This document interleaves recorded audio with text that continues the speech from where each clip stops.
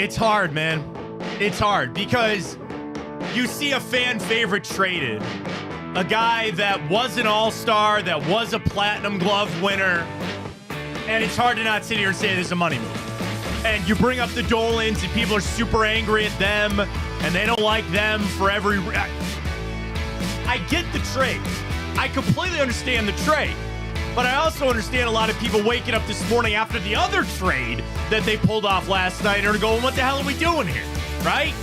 It's frustrating because the Guardians have to do it differently. They've got to do something different that other teams in baseball can't. And I think it's one of the many reasons that baseball is broken. I grew up like a lot of kids. My goal, my dream in life was to play professional baseball. The Indians were my favorite team growing up. Now, that was easy. I watched the 90s, early 2000s, take it or leave it, fine, whatever. But, like, I grew up with that team. I love the game of baseball. And it's broken in a lot of different ways. Now, the difference is the Guardians are our most consistent contending team. They're the team that had a look at a championship. You were in the ALCS. And a move like that last night, it just ignites a fire under some people about ownership. And that's the thing. We're going to talk about the trade. We're going to talk about them moving on from Gimenez. We'll talk about other trades that they're going to make. But it just reignites the either anger or disapproval that you have of the Dolan ownership for the Cleveland Guardians. And we even got some news on that this week that Blitzer's not taking this team over anytime soon.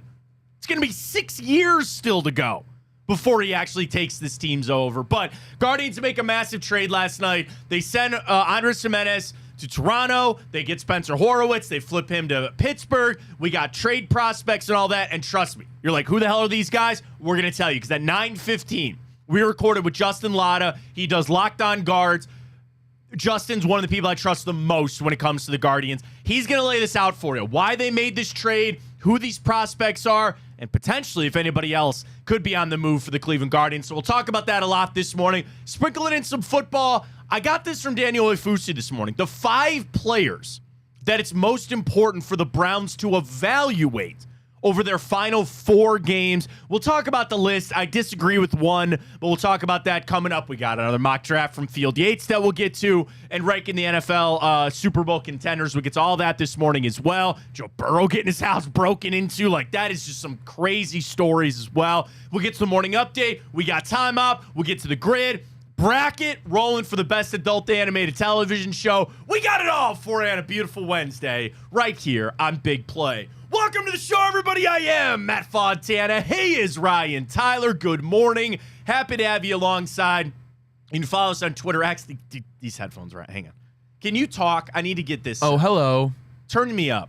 Oh, hello. I was like blasting with the intro. How's that, Matthew? That's better. Because then I feel like. Is that even better? Yeah, go up a hair more. Even better now? Yeah, a little bit. How about that? That's better. When I feel I scream anyway. So when then I can't hear myself, I scream even louder. And I just, the 10 people that watch this show, I just don't want to do that to them. That's just not fair. You can follow us and be watching on Twitter X at Matt Fontana Show. We're up on YouTube, Big Play. You can also check out the Instagram, Big Play. We're up on Twitch as well. I understand the trade. I really, when they first made the move, and I thought it was just going to be Spencer Horowitz, I understood the trade. All right. And I sent a tweet out this morning that I then did delete. And I know people already saw it and liked it and maybe screenshot it. Where then I woke up this morning and I was like, okay, maybe I don't understand it. I deleted it because I shot that tweet off before I really understood kind of what they were doing here. So for those that don't know, I'm sure you understand. Guardians sent Nick Sandlin and Andres Gimenez to the Toronto Blue Jays. For Spencer Horowitz, he's second baseman. Hits a little bit better. Not as good of a glove as Andres Gimenez because nobody's got a good enough glove. And a young outfield prospect guy. Horowitz, Guardians get on the phone and go, don't even move. You're not coming to Cleveland. A couple hours later, he's flipped over to the Pittsburgh Pirates.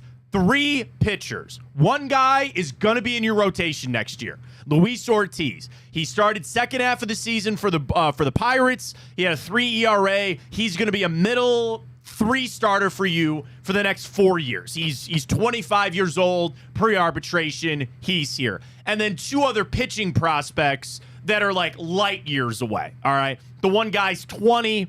The other guy, and we'll get this with Justin's interview coming up, the Guardians actually wanted to draft the other guy. Didn't get him, so now they do.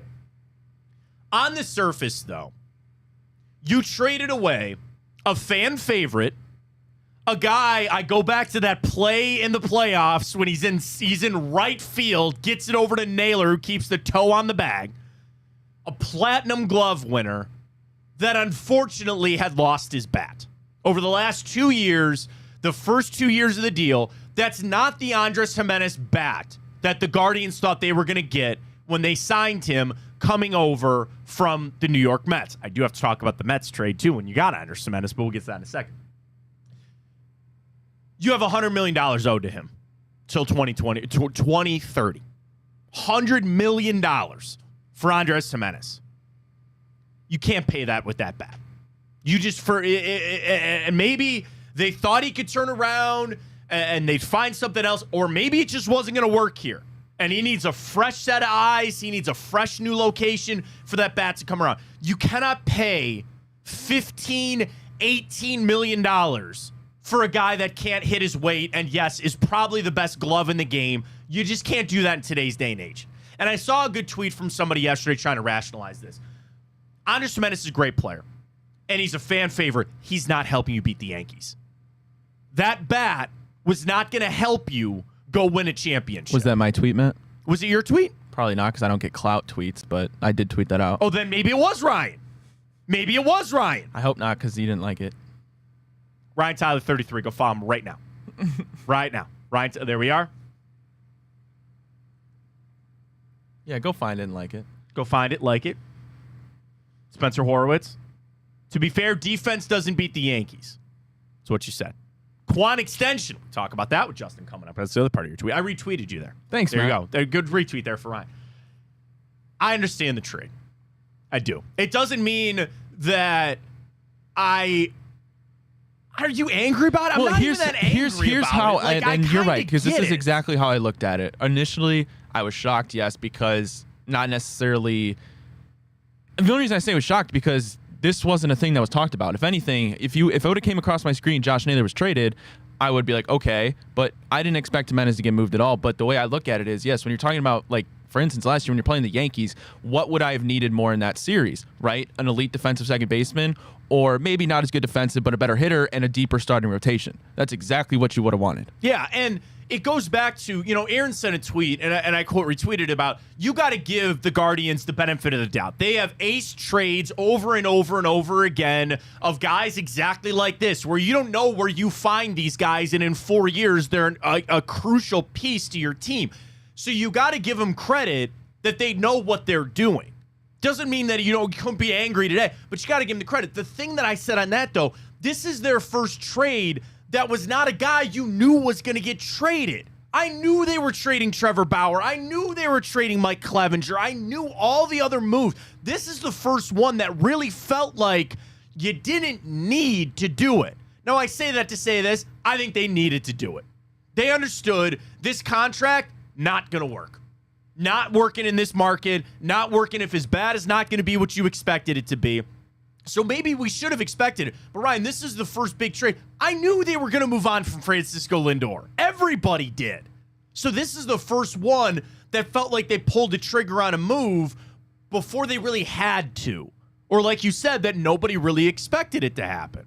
Maybe inside the baseball world, sure. But what we're talking about, Naylor, Lane Thomas was getting batted around a little bit. I mean, you understand that there are some guys that pick up the traction. This was not one. But when you really start to connect the dots, it makes sense. It makes a lot of sense.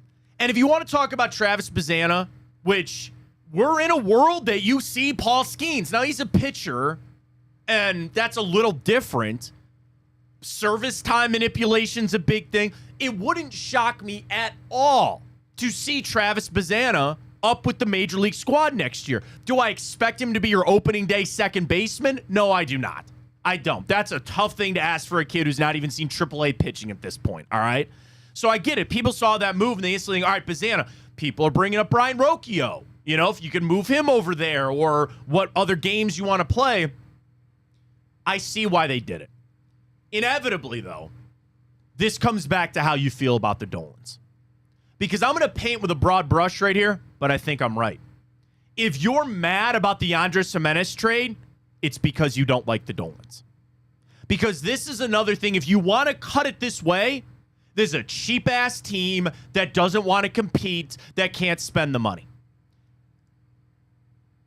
I have been called a Dolan defender before. And I will take that on. That's fine. It's because I understand the game that they have to play. They can't spend the money like all these other teams do. Now, you would argue with me and say if they had a rich owner, if they had Dan Gilbert, or if Blitzer eventually when he takes over and they could just spend a lot of money, they're not going to. They didn't become the business people that they are by making bad investments. I joke about the Boston Red Sox, Ryan. I went to a tour on an off day at Fenway Park. They were making money in that stadium on an off day. I don't know the numbers, but I've said this for a long time. I should probably fact check this.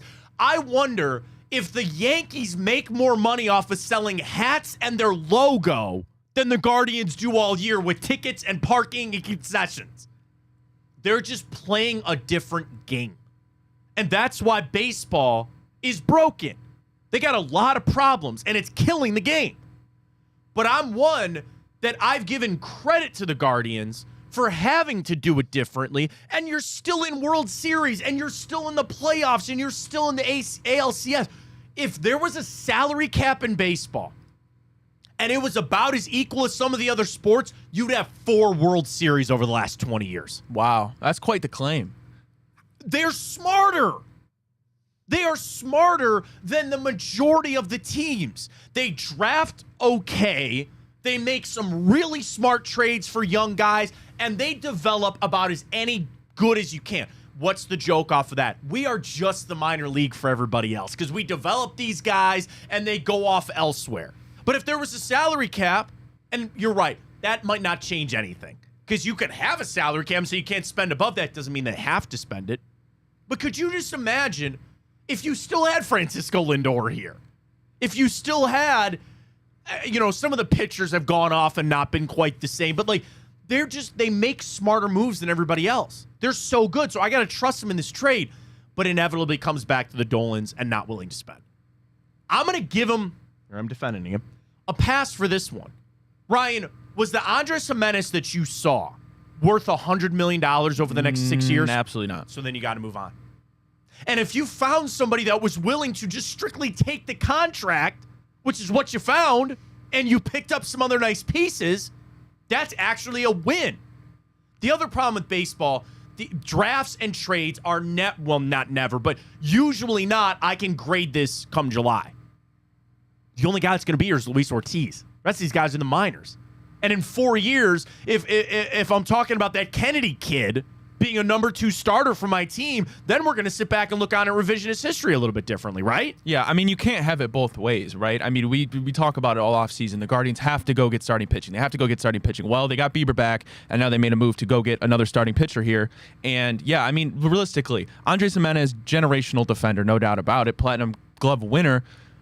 But we all know that it's like defense. You can't score runs on defense, and that's the reason that the Guardians fail to get to the World Series because you meet up with these powerhouse teams that hit the ball. If you go get a replacement second baseman, whoever it's going to be, right? Obviously not Bazana right away, and they go out here and hit 20 home runs, and sure, they're not as good as Andres Gimenez defensively, you're not even going to notice, Matt. Mike, good tweet. Who gave Gimenez that contract? That's their fault. They shot themselves in the foot. Now, revisionist history. Was anybody complaining after that first year? He was just as good a defender, and he actually was hitting. And at the time, you're like, we might have really found something here. I mean, nobody liked to see Corey Kluber go, but what did you get? You got the best reliever in baseball. Right, those kind of moves happen. You have to look into the future, and that's exactly what the Guardians are doing. And here's another difference between the other teams and us. They can handle bad contracts. Look, dude, think about the hundreds of millions of dollars that the Yankees have wasted on bad contracts. Look at them now. It doesn't matter. It does not matter. One bad contract can sink the Guardians. All right, we recorded this earlier with Justin Lada. He hosts Locked On Guards. You're going to want to sit down for this one. Great insight on the trade. I asked Justin really how bad was Andres Gimenez's bat. We'll get some insight in some of these prospects. We got it all. Here's our interview recorded earlier this morning. Justin Lada, Locked On Guards. Here we go. Justin Lada joining us here on the show. We need Justin here, Locked On Guards. 2 trades last night, Justin, as I go to sleep. I think one thing, I wake up, I find another. But I want to tell everybody about Locked On Guards. Follow them on Twitter. You get them all across the Locked On network. You can follow Justin on Twitter, JL_baseball, but also check him out on Blue Sky. I know you're over there as well. Justin, really appreciate your time this morning, man. So first off, the initial reaction to the trade of Andres Gimenez. So I started with, I kind of get it. I want to take my emotion out of it. He's got a lot of money due. The bat, the contact rate, just some of the issues over the last couple of years. On the trading of Gimenez, we'll just start there. I wasn't overly shocked. What was your reaction to that? I was more surprised that they had such a buyer for his contract, to be honest with you, because offensively, he's gone in the wrong direction for 2 seasons now. And I think this was a proactive move for Cleveland to get out from under that contract now. And you know, it's the second highest contract they've ever given out in franchise history. So I didn't know if he was going to have that much value in the trade market when they, you know, started announcing he was going to get traded. I was like, all right, what are they going to get back here? Because he's owed a lot of money. He hasn't hit. So I was really surprised at what they got back in the first place for him, considering Toronto is taking on all that money. And, you know, I realize obviously, you know, fan favorite, flashy defender. He's earned all of his hardware defensively. And the Guardians are definitely downgrading defensively no matter what happens here at this point, whether that's, you know, short-term or long-term at second base. And we'll see how that goes. But, yeah, the hitting has gone in the wrong direction for a couple of years now. You hope he was going to rebound at some point, but he regressed more in 2024. And I think this for them was an opportunity to get out from a contract before things got worse, because the $10 million he's owed in 2025 is inconsequential in some ways, but then it becomes 15, then it becomes 23 for 3 straight years. And if the offense never comes back, the defense is going to regress due to father time. And at that point it becomes untradeable. Like we've been here with Miles Straw, right? Same thing. And obviously Gimenez is paid a lot more than Miles Straw. So I think this was a way for them to get out from the contract now before it got worse. That's a great point too. Like eventually that glove go, you know, again, there are guys that can do it late in their career, like Omar and things like that. Justin, I loaded question, but just was the hitting that bad? You know, I watch all the games. I know the stats. I have some of the advanced ones, but some people, you can paint different pictures with stats. I mean, you know that as well as anybody, but it's like, there were some people that are really saying like, no, this is like really bad of kind of the direction he was going in. Was the hitting really, really going that bad over the last couple of years? Yeah, I mean, so 2022, he had a 141 WRC plus. So for those who are not familiar with WRC plus, it's 100 is league average offensively. It's measured against the rest of the league and other contextual stats. He was at 141 in 2022. And a lot of that was kind of fueled by a very high average on balls in play, which is 353. And for context there, league average for batting average on balls in play is somewhere between 290 and 310. And you can give or take 10 points the other way. Guys who drive a high, you know, average on balls in play hit the ball hard or they're really fast. Gimenez runs the bases well. He's a good runner. He does not hit the ball particularly hard. He doesn't walk. So those are 2 things that really don't sustain a offensive profile. And he doesn't have a whole lot of power, obviously, because he doesn't hit the ball hard without walking. That doesn't give you a whole lot there. He was never going to carry that high average on balls in play. So in 2023, it was a 96 WRC plus, almost league average offensively. You can live with that for a guy who's a platinum glover, right? You can live with a league average bat for a platinum glove for, you know, $10 million a year.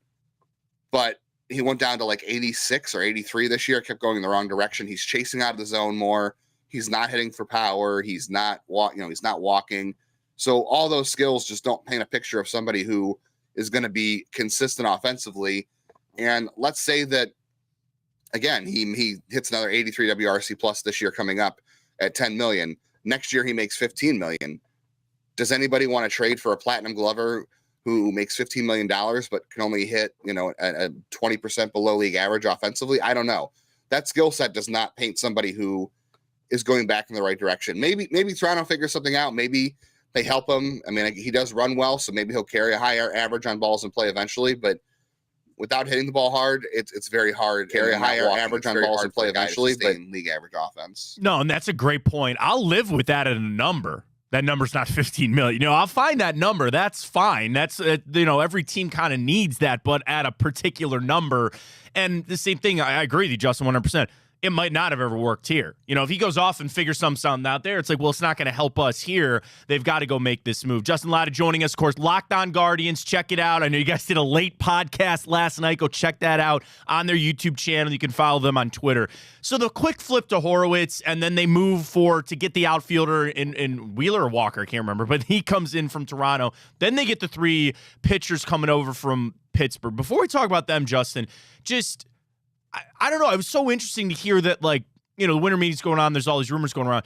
And to see as soon as they got Horowitz, everybody's, yeah, the Pirates were in on him. And then everybody goes, well, wait a minute. Let's not push this.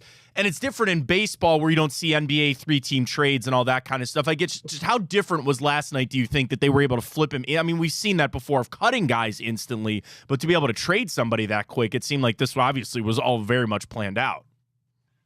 Yeah, it was not announced as a 3-team deal, so it didn't work out as a 3-team deal. It was 2 separate deals.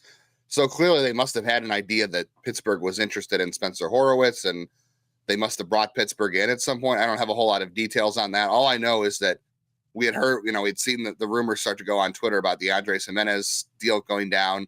And then, like, I don't know, five minutes after that deal started to come together, there were a couple of reporters saying, well, there's people here who think that a 3rd team might get involved. And then we were trying to start our podcast at like 10. I got a couple texts that was like, oh, well, this guy's on his way to Pittsburgh now. And it does turn out the whole time that once they got him, everybody knew that he was going to Pittsburgh. So do you think they would have held on to him? It was very odd that it wasn't announced as a 3-team deal. Yeah, like I want to ask you that too, Justin. Like, do you think that the Guardians were just like, we'll hold on to him, talking about Horowitz, if you don't give us what we want, Pittsburgh?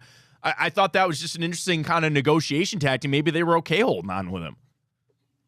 Yeah, I mean, he would have given them something offensively, right? He could have maybe played second base. He might have been a little out of position there. Nobody really knows, but they must have had a lot of faith that Pittsburgh was really interested, and they must have been talking to them all along. And I don't know, these negotiations work very strangely. Like I said, for it not to be a 3-team deal, to know that you had a buyer in Spencer Horowitz immediately, and for that value, I'm also very surprised that Spencer Horowitz carried as much value as he did, flipping him that fast to Pittsburgh. So they must have had a lot of intel ahead of time how this was going to play out, which, kudos to them. And that's just a lot of work and a lot of planning to make that pull that off. For sure. Now the 3 pitchers coming back from the Pirates, you got Luis Ortiz, who can start, had a just above 500 record, 3 ERA a year ago, and then you get Hartle and Kennedy that are 2 more kind of prospects. But it seems like Kennedy might be close. Just give me your vibes on those 3 guys, Justin, on really the big key pieces coming back in this trade. Ortiz was the main piece. He has got 4 years left to control. He's 25, I think. Yeah, that's crazy. He's 25. He's still in pre-arb, so we're always talking money here, right? So he's controllable in terms of money, and he's a guy who gives you a little bit of certainty in the rotation right now. He moved to the rotation for the Pirates in the second half of the year last year. He actually, I want to say he hit the Guardians when he came to Cleveland last year. So he pitched really well in Cleveland. He's got 3 fastballs that all 3 play above average. He's got a good slider. And again, he's controllable and cheap. And I think he's a guy who can be right in the middle of your rotation for the next 4 or 5 years. You come into this season and now you've got, okay, you had Tanner Bybee. Ben Lively was solid last year, but you didn't trust him enough to put him on the playoff roster twice last year until Cobb got hurt. Which, by the way, let's pivot here for a second. Sure. Alex Cobb got $15 million in the free agent market yesterday. And you're not playing. Look at that Boyd deal. Look at that Boyd deal. I mean, again, and I love Matthew Boyd. I'm happy he got paid. I do want to ask you about the Bieber deal in a second too, Justin, but you're right. Like, there's some deals you go, I'd actually roll this way with the young guy and little control over there, 100%. Yeah, I think Ortiz has, I don't want to say much upside, but I think he's a very stable potential starter for you for the next couple of seasons. So now you've got Bybee, right? And you've got Lively, who can come back and hopefully do what he did a year ago. You've got Ortiz, who slots in the middle there. You've got Gavin Williams. And then hopefully Bieber comes back in June and July and becomes, Batman and comes to save the day, right? And now you're not relying on spring training. Well, Tristan McKenzie has to be a big part of this rotation, otherwise we're in trouble. Or Logan Allen can go to AAA now and kind of work on his things. And Joey Cantillo can go to AAA and be our first call up if we have a doubleheader. So Ortiz gives you that, a little bit of certainty in the rotation at least. And then I know they were pretty high on Josh Hartle last year out of Wake Forest. He came into the spring with a first-round grade. A lot of people thought he was going to be one of the first college arms off the board. he struggled at Wake Forest last year, and for a multitude of reasons. Whether he got too reliant on one pitch, there was just some ineffectiveness there. He slid to the third round, but it sounded like the Guardians really liked him, and he went off the board right before they're picking the third round. So I'm not sure how that would have played out. But if that's a guy they really liked and they feel like they can make a few tweaks to and get him back to that first round grade, you're talking about a guy who moves fast. He might be more of a back of the rotation kind of guy, but this is a guy they've worked with in the past. And then Michael Kennedy is kind of the sleeper in this deal. He's a high school pitcher who's, I believe, going to be 20 this year. He's got 3 potentially average pitches. A lot of people like his pitchability. They like the deception on the fastball. They like the athleticism. They're good at identifying other teams' pitchers and doing a lot with them. What have we seen over the years, right? They've acquired Corey Klubers. They've acquired Carlos Carrasco's. They've acquired Mike Clevenger's from other teams, and they've turned them into something. So this is the area you feel like, I'm not saying they get it right all the time. I'm not saying they're perfect. But if there's one area about the Guardians that you can feel like maybe there's some benefit of the doubt and taking these pitchers to a different level, I think this is the one area. And it's the one too, Justin. Not only do I have to give them that benefit of the doubt, even if it goes bad, their track record's been so good. You can't hit on all of them. And like I said, we won't find this out for quite a couple of years. But again, yeah, if you're going to trust anybody in some of these moves, you certainly do it with the Guardians. Bieber deal, I'm happy that he's back. You know, Justin, I was one that I wanted them to sign him just to a long-term extension, even before the injury, right? Just like, don't even mess around with free agency. I know it's a lot of money for the Guardians, but here's $85 million, whatever.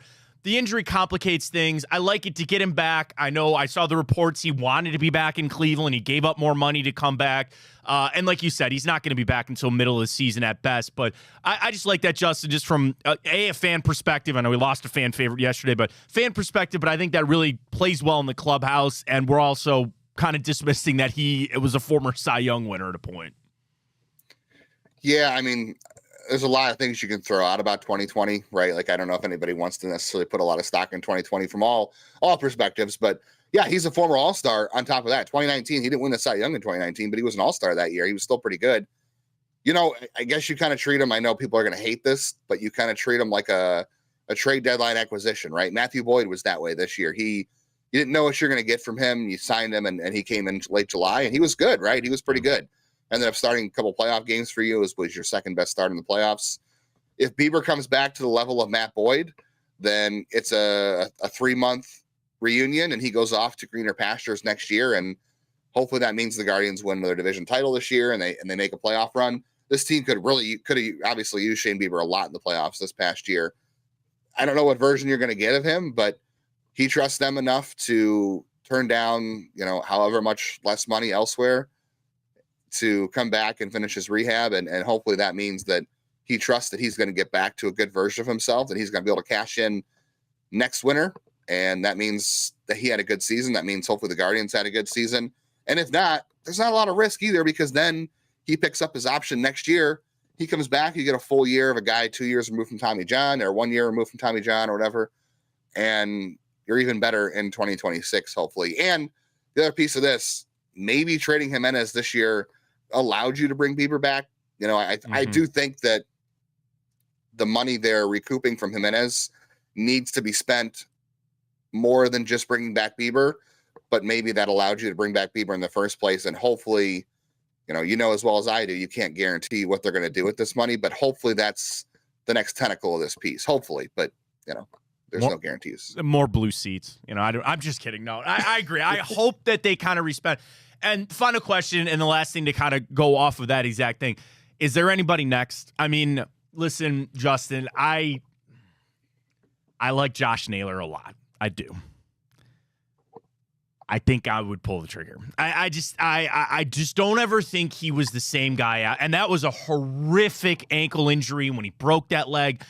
I know he hits clutch home runs, some of the most clutch home runs that I've ever seen. I've got questions on the defensive side, even with him at first base. I don't know if he's all that good. I see him flailing at times. I get, he gets brought up. Really, that was the big name. Now we got the Gimenez thing. That was a little bit of a shock. People ask about a Quan extension with this money. Just where do you think, or what do you think could be potentially next for the Guardians, either extension-wise or trade-wise? Extension-wise, I mean, hopefully they're putting the money back into the team. I know people want to spend in free agency. That gets the headlines. But let's go back and look at the free agency here, Matt. Like Nick Swisher, Michael Bourne, Mike Zunino, Josh Bell. I mean, there's other guys I can list, right? Free agency just doesn't really work in Cleveland because unless you're paying for the Juan Sotos and the Manny Machados or whatever else out there, free agency is a huge gamble. It hasn't worked out for them. There are guys that it's worked out for, but the guys it works out for is like, your Scott Kazmier's or I'm trying to think of other. Good pull. I love Scott Kazmier, man. Did he ever send a thank you card to the Guardians after he signed, I think, 2 more deals after they kind of resurrected his career? Man, I hope he at least sent him a Christmas card. I'm sure he's still on the Christmas list, at least some of these guys. He should be.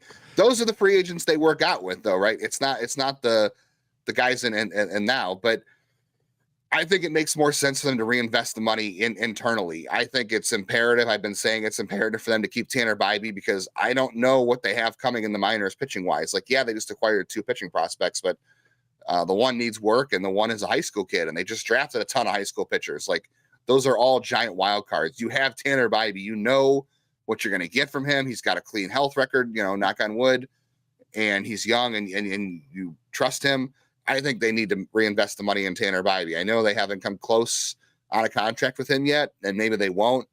I think the day has kind of passed on Quan. He's going to hit arbitration. I don't know if they're going to be able to give him the kind of money that it makes sense for him to pass on arbitration at this point. So I think I would not expect a Quan extension. They've got one last shot with Tanner Bybee if they meet his number, which I've heard is a very reasonable number. It's just a number they haven't come close to yet. As far as Josh Naylor, I think if they find the right taker, he'll be traded. The names I was hearing from Pittsburgh yesterday, I was like, there's no way Spencer Horowitz brings back that trade. So I thought for sure that Naylor was on his way to Pittsburgh because they need a first baseman, but turned out they liked Horowitz enough to do what they did. I don't know if they're going to find a buyer for Naylor in terms of what makes them better in 2025, because you can't trade Josh Naylor. No, I'm with you. I don't want to. Yeah, I'm not trying to give him away, and I'm the same mindset as you, Justin. Like, we should be AL Central champions next year. We should go to the playoffs. We should be competing. I'm not going to give him away just for the sake of giving away. Again, controllable. The money's not all that bad. But I guess you and I are on the same page in this, man. If they get the right deal, and maybe even a little bit less of what they're looking for in a deal, maybe make that. Yeah, you can't do without being better for it in 2025, which is a hard sell. But if you think, okay, if they trade Josh Naylor, they get somebody who can help them in 2025, whether it's a pitcher or whatever, and then you go out and you say, well, let's re-sign Carlos Santana, or let's go trade for Yandy Diaz now that we've moved Naylor, and whatever you get back from Naylor plus Santana or Diaz, whatever it is, that makes you better in 2025, right? Arguably. I don't know if that deal exists, though. Sure. I mean, we'll see. There's not a lot of market for 1-year rental first baseman with that injury history, with a guy who chases a lot, and not that I have any room to talk, but there's people have questions about conditioning. None of us. I don't know what the market is for him. I think he's a good hitter. He means a lot to this clubhouse, right? Like Gimenez. How many hits to the clubhouse can you take? Gimenez and Naylor, are 2 guys in that clubhouse, but you got to think long term. So if the deal exists, I think they'll do it. But if it doesn't, they're probably better off with Naylor back for 1 more year. Justin, always appreciate it. Check it out. Locked On Guards. You guys are on YouTube. You're on Spotify. You're on Apple. You're everywhere that you can get your podcast. I know you guys did a long episode last night. This was just a small snippet of everything that you and Jeff went over with it. Always appreciate your time, bro. Everybody go check him out. Locked On Guards. And before you know it, we'll be at spring training, man, warming up. Really appreciate it, Justin. Always good to catch up with you, Matt. Locked On Guards, all the info that you need there. And I think the biggest takeaways for me was this was a very Guardians move. It sometimes stings to do that. But I found the interest in what Justin was talking about with the Quan extension. He thinks that ship may have kind of sailed at this point. Quan knows the money's going to make an arbitration, get into that big free agent deal. That's a little concerning. But then maybe focusing on Bybee. And that's the other thing, too. Where and when and how are they going to reinvest this money? So the Guardians, in essence, save themselves that $100 million over the next 6 years. What are you going to do with that? Right? What are you going to do? And I know Justin had another great point. That's why Justin Lada is the best. Go follow him on Twitter, Blue Sky, JL_baseball, and Locked On Guards. What they end up then doing with that money doesn't have to be these big free agent signings. And as we were talking, I was rolling through my head. I was like, all right, Edwin Encarnacion and just what free agent moves have really been the big ones for this team. It's been trades and drafts and guys that you bring up through the minors. You can't just go sign all these guys in free agency. I'm trying to think of like the one free agent I can think that you could unequivocally say that was a hit. Because, yes, he run through the Josh Bells, absolutely not. Mike Zanino. And, I mean, Austin Hedges, but you didn't get him because you didn't get him to come here to be this everyday hitter, right? We know what comes with Austin Hedges. Like, was Napoli a free agent? I can't remember. I think he was. Because is that the most recent one you can unequivocally say that was a good signing? I don't think I'm going to be able to go through I have the transaction sheet up.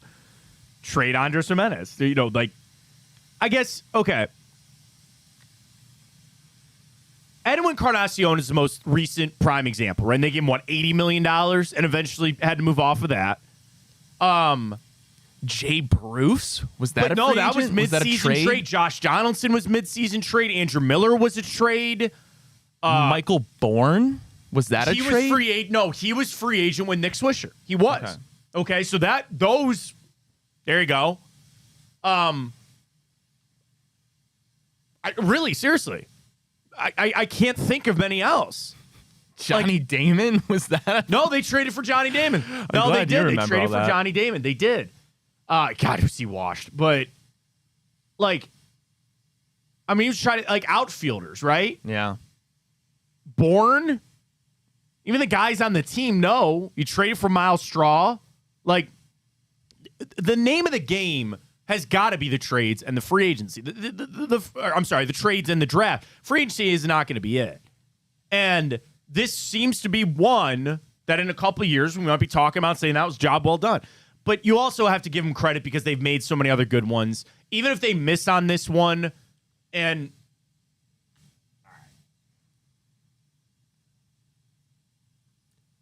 I like Andres Gimenez. I do. Do you really think in 2 years we're going to be sitting there saying we missed that guy? And I don't know. I don't have the crystal ball in here. I got no idea.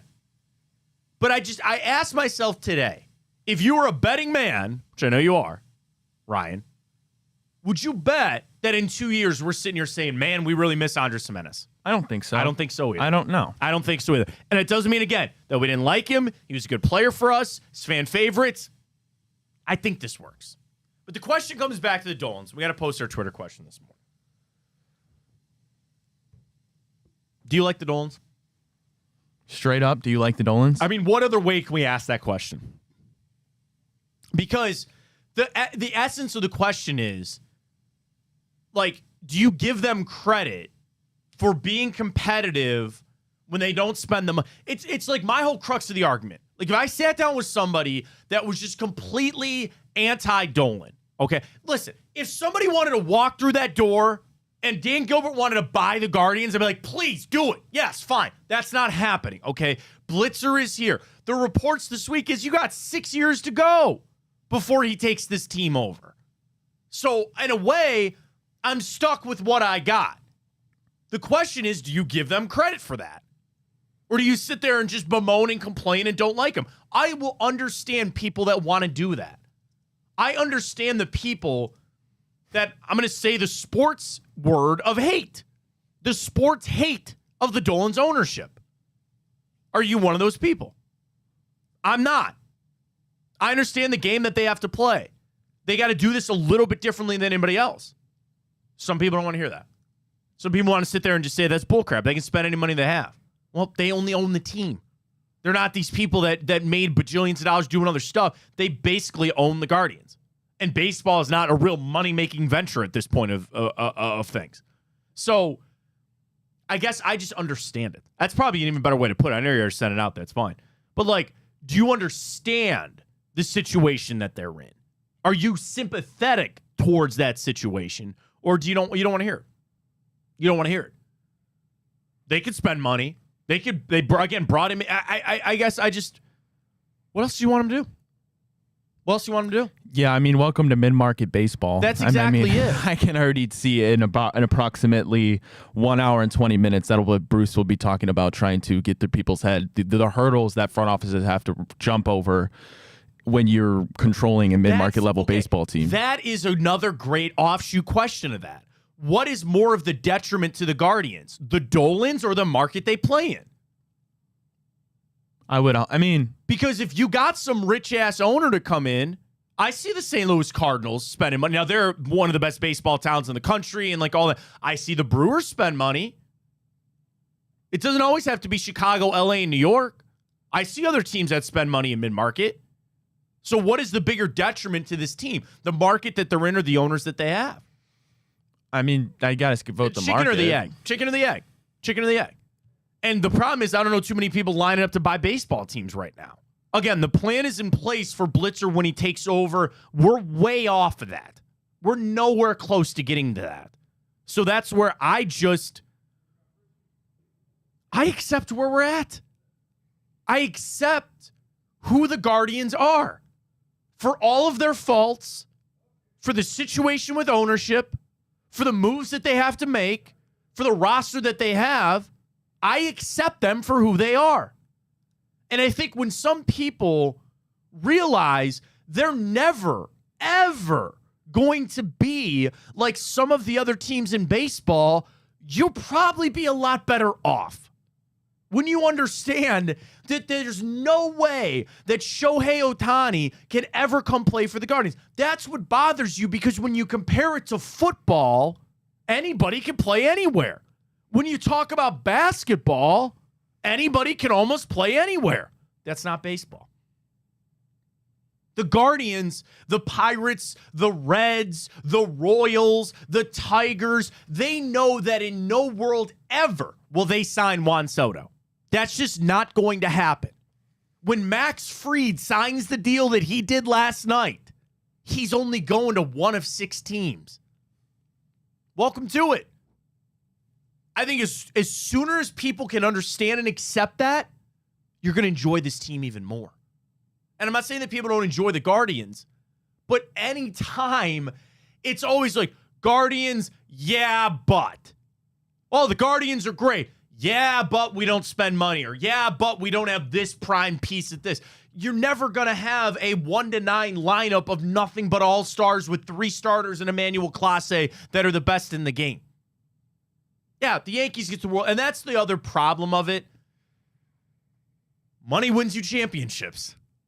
They do. It's hard to not watch the 2 teams in the World Series and think about who the favorites are for next year, to not say the more you spend, the better chance you have to win a championship. That's why you feel raw. That's why you feel done dirty in this. Because this is not a world that back in the 70s, the Reds were in the Pirates. Dude, and this is another reason why, again, defending where the Guardians are at. You, me, and everybody knows, sorry to the Pirates, even with Paul Skeens, they have no prayer to win a championship in the next 20 years. I don't think the Reds do. Sorry to Terry.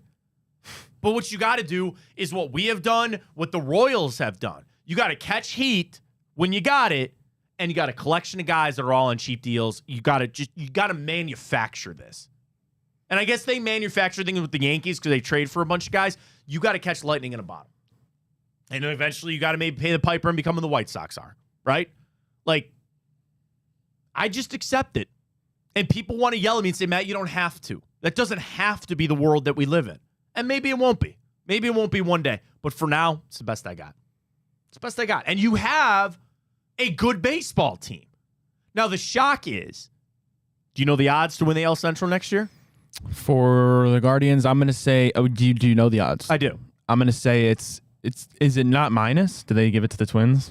They're third. They give it to the Royals? The Royals and the Twins are still ahead of us. Yeah.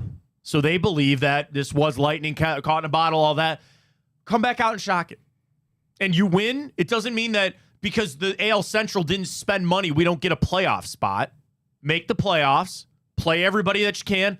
And see what happens when you get to the playoffs. I think it's interesting that just in the last 2 World Series, you had such a dichotomy of the teams that represented the National League and the American League, right? Like 2 years ago, was the Diamondbacks and the Rangers, right? And everybody said what? That hated that World Series. And then you come back to last year, and you have the two most expensive payrolls playing each other, the Dodgers and the Yankees. Yeah.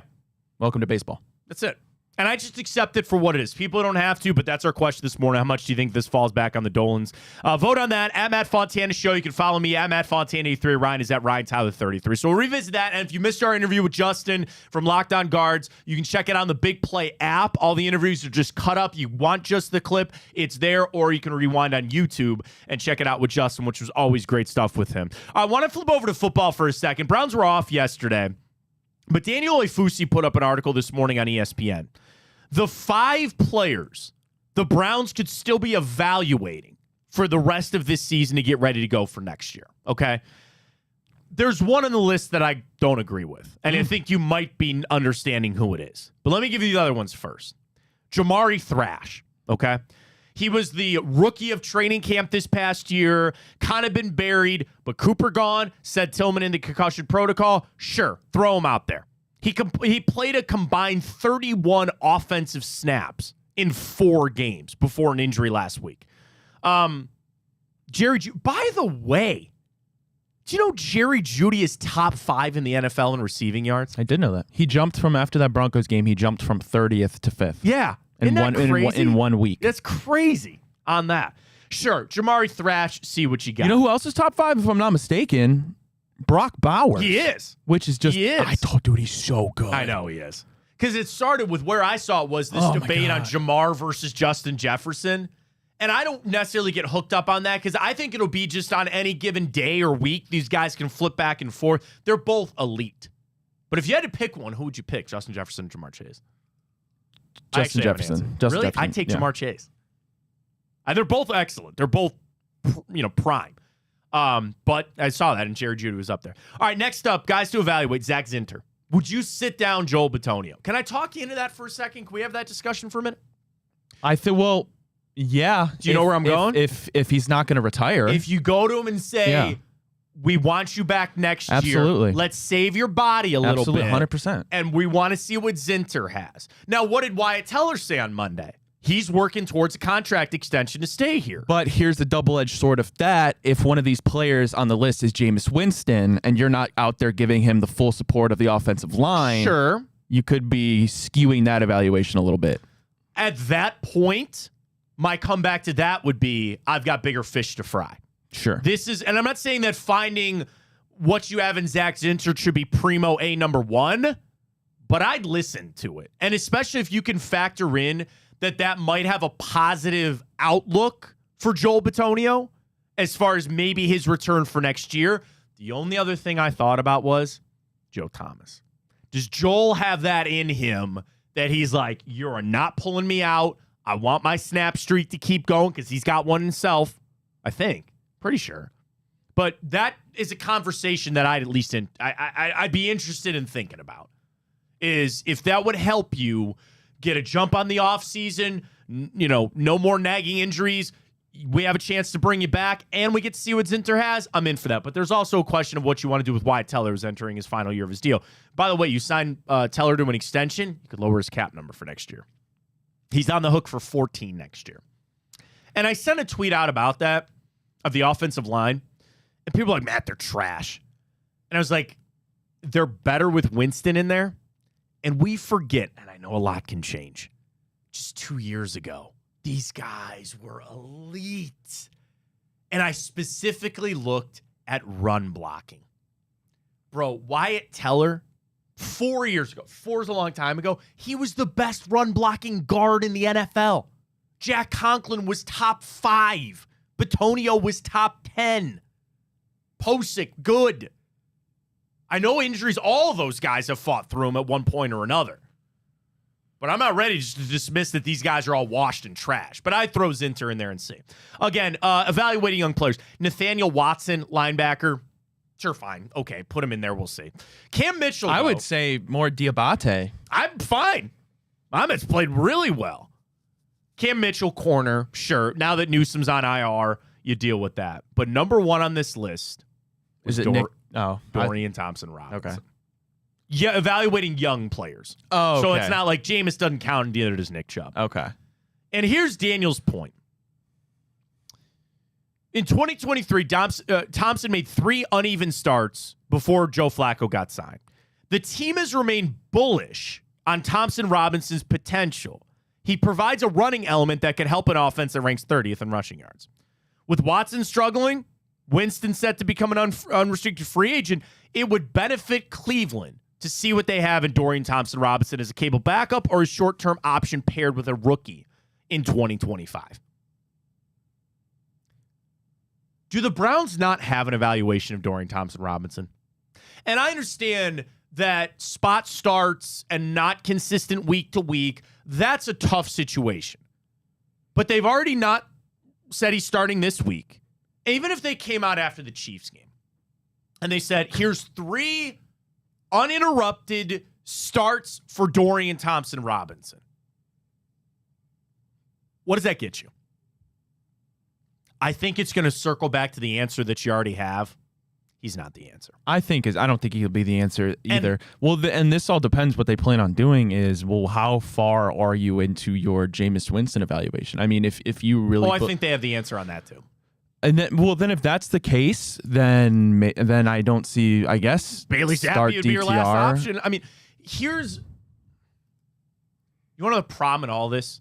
And the real issue of where the Browns are at right now? So you think they're set in stone on Jameis Winston, whether it's for the better or for the worse? No, I don't. I don't think they are. Here's the problem. None of this actually solves your real problem. All this stuff is ancillary. Until you find a drafted, young, franchise quarterback, we are wasting our time. Jameis Winston is not that, and I don't think Dorian Thompson-Robinson is that either. So you got to do something. Somebody's got to play quarterback, but I think it's just a giant waste of time. Well, of course it is. So, and I had that epiphany yesterday. I'm ready to go draft a guy in the second round. I don't want 1-1 unless you're getting me Cam or Shador. Go pick somebody in the second round.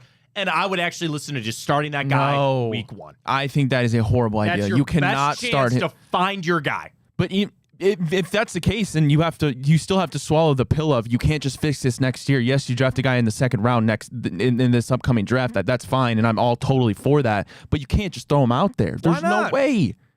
Find out. Find out. And here I am sitting there saying I think I have an evaluation of Dorian Thompson-Robinson already through a couple of spot starts and this and that. I'm ready to start the evaluation on somebody else. That's the thing. And that really, this is another thing that's starting to grow inside of me right now. I know my evaluation of Winston and DTR. That's pretty set in stone. I'm ready for somebody new. And if you want to try the veteran route, this then comes back inherently to then me wishing next season away. Because if you want to spend that season evaluating some young guy, you're probably not going to win a lot of football games. Well, it comes down to how much do you value competing versus, realistically, you don't have a chance at an AFC Championship or Super Bowl.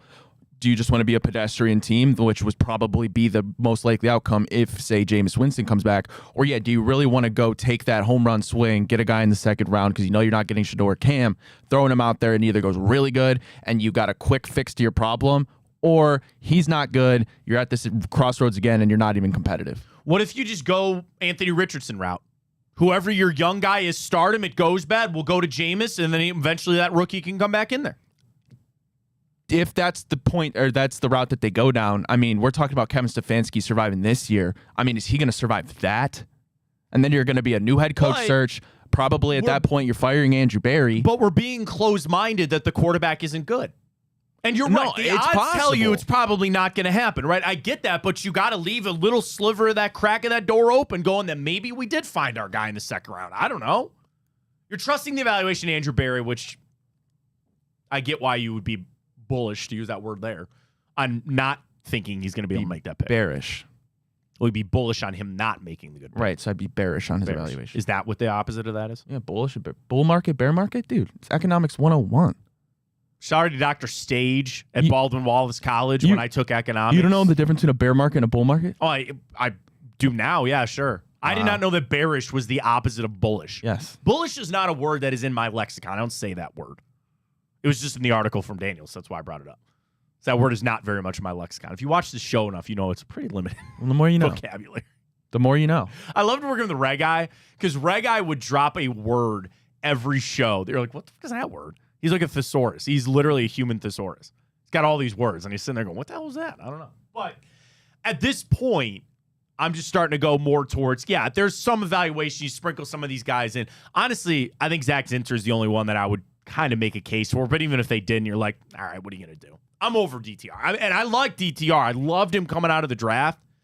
I think you know what you got there. So the way I see it, it's almost like two routes. And obviously there are many different branches of possibilities along these two routes that I'm about to say. Sure, but to me, it's okay. You run this back with Jameis Winston. Let's say you're good enough to make the playoffs, right?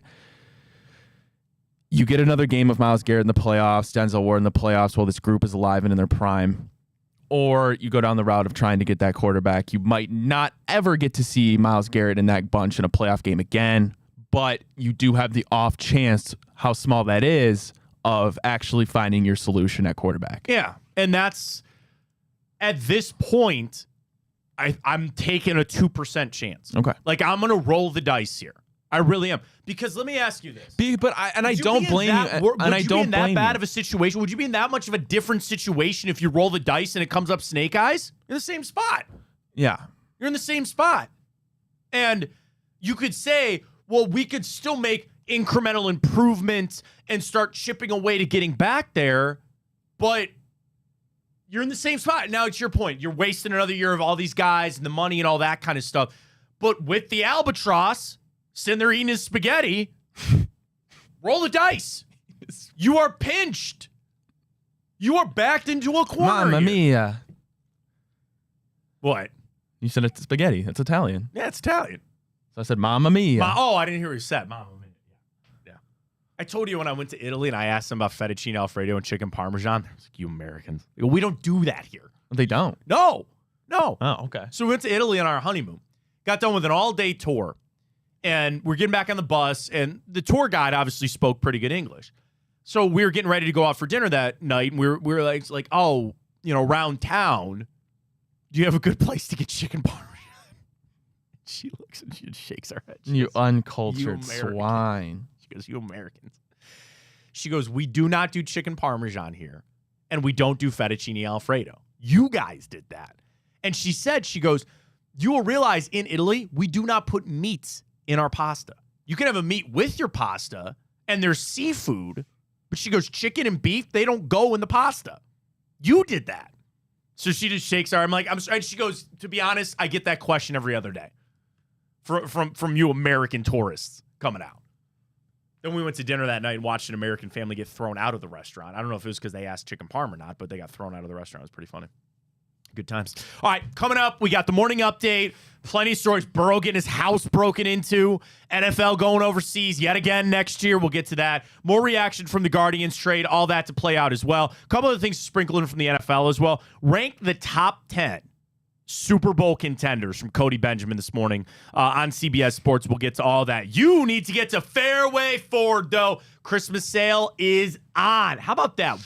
Potential 1.9% APR for that 60 months. No payments for the first 90 days. Over 300 F-150s on the lot out there in Canfield. Short drive for us at Fairway Ford. They have the vehicles. They've got the deals. They have the experienced sales staff. They have a great service department. It's everything that you would ever need from a dealership. They cut you straight. It's not the game plan. It's not keeping you in there for 6 hours trying to sell you on some extended warranty. They know you're coming in there to buy a safe vehicle for the best price that you can with the best APR. That's what they want to find you. And sometimes they even make deals that hurt them, but they're willing to make deals because they want inventory turning over so they can get the next wave of cars in there and get somebody else into a great vehicle. It's not something that you're going to walk in there and feel like you got taken. How many times, especially with a car with thousands of dollars, tens of thousands of dollars, you don't want to walk out of there feeling like you got taken. At Fairway Ford, they're willing to make deals for you. They want to get you the deal that you're looking for. And they can do that because they have so much inventory. It's not that they have 2 cars on the lot and they got to sell that car for $20,000 and they're not going to take a penny less. They got a lot of vehicles. So they'll take some deals here and there. to get something moving for you. All the F-150s, all the Escapes, all the Expeditions, all the commercial vehicles, the Mustangs, the Broncos, they got them all. Going with a family-owned organization at Fairway Ford, over 20 years. Don't forget, December 21st, fill the trunks for the Animal Charity of Ohio. If you can't make it out there that day, you can also get your pictures taken with Santa, with the pets as well. But if you can't make it out there, go to their Amazon or Chewy wish list and search for Animal Charity of Ohio. You can make a donation that way. But that's a great event coming up at Fairway Ford. Fill the trunks for them on December 21st from 10 to 2 out there. But you get out there anytime or check them out online. I know the search process should be a long one, finding that vehicle. Add fairwayfordohio.com to the list. You're searching all of them, right? You're looking at all the dealerships. Add fairwayfordohio.com. And you know the first thing you're going to see? A massive amount of cars. It's a lot of cars that they have on their website.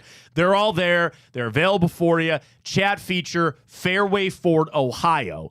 All right, let's catch our first break. Update coming. Get to the bracket. Grid. Got it all. Fontana. Stay with us.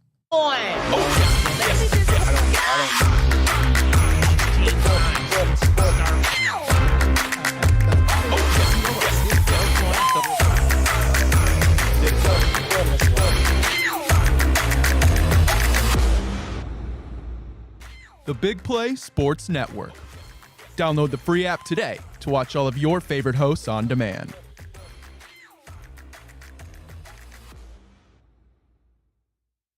I'm Garage Beer, and this is Bobby Carpenter. Garage Beer. Beer-flavored beer. Beef with an F? Okay, my bad. It's crisp and cool, and it doesn't taste like... I'm Bobby Carpenter. I drink in garages because my wife says I don't belong inside. If you like a cold breeze on your bag, drink Garage Beer. It's American, and so can you. Garage Beer. Beer-flavored beer. They're off in the Kentucky Derby as Authentic takes them around the far turn. Tis the Laws making his move now, and they're into the stretch. These two stride for stride. Authentic, tis the Law. Here's the wire. Authentic has won the Kentucky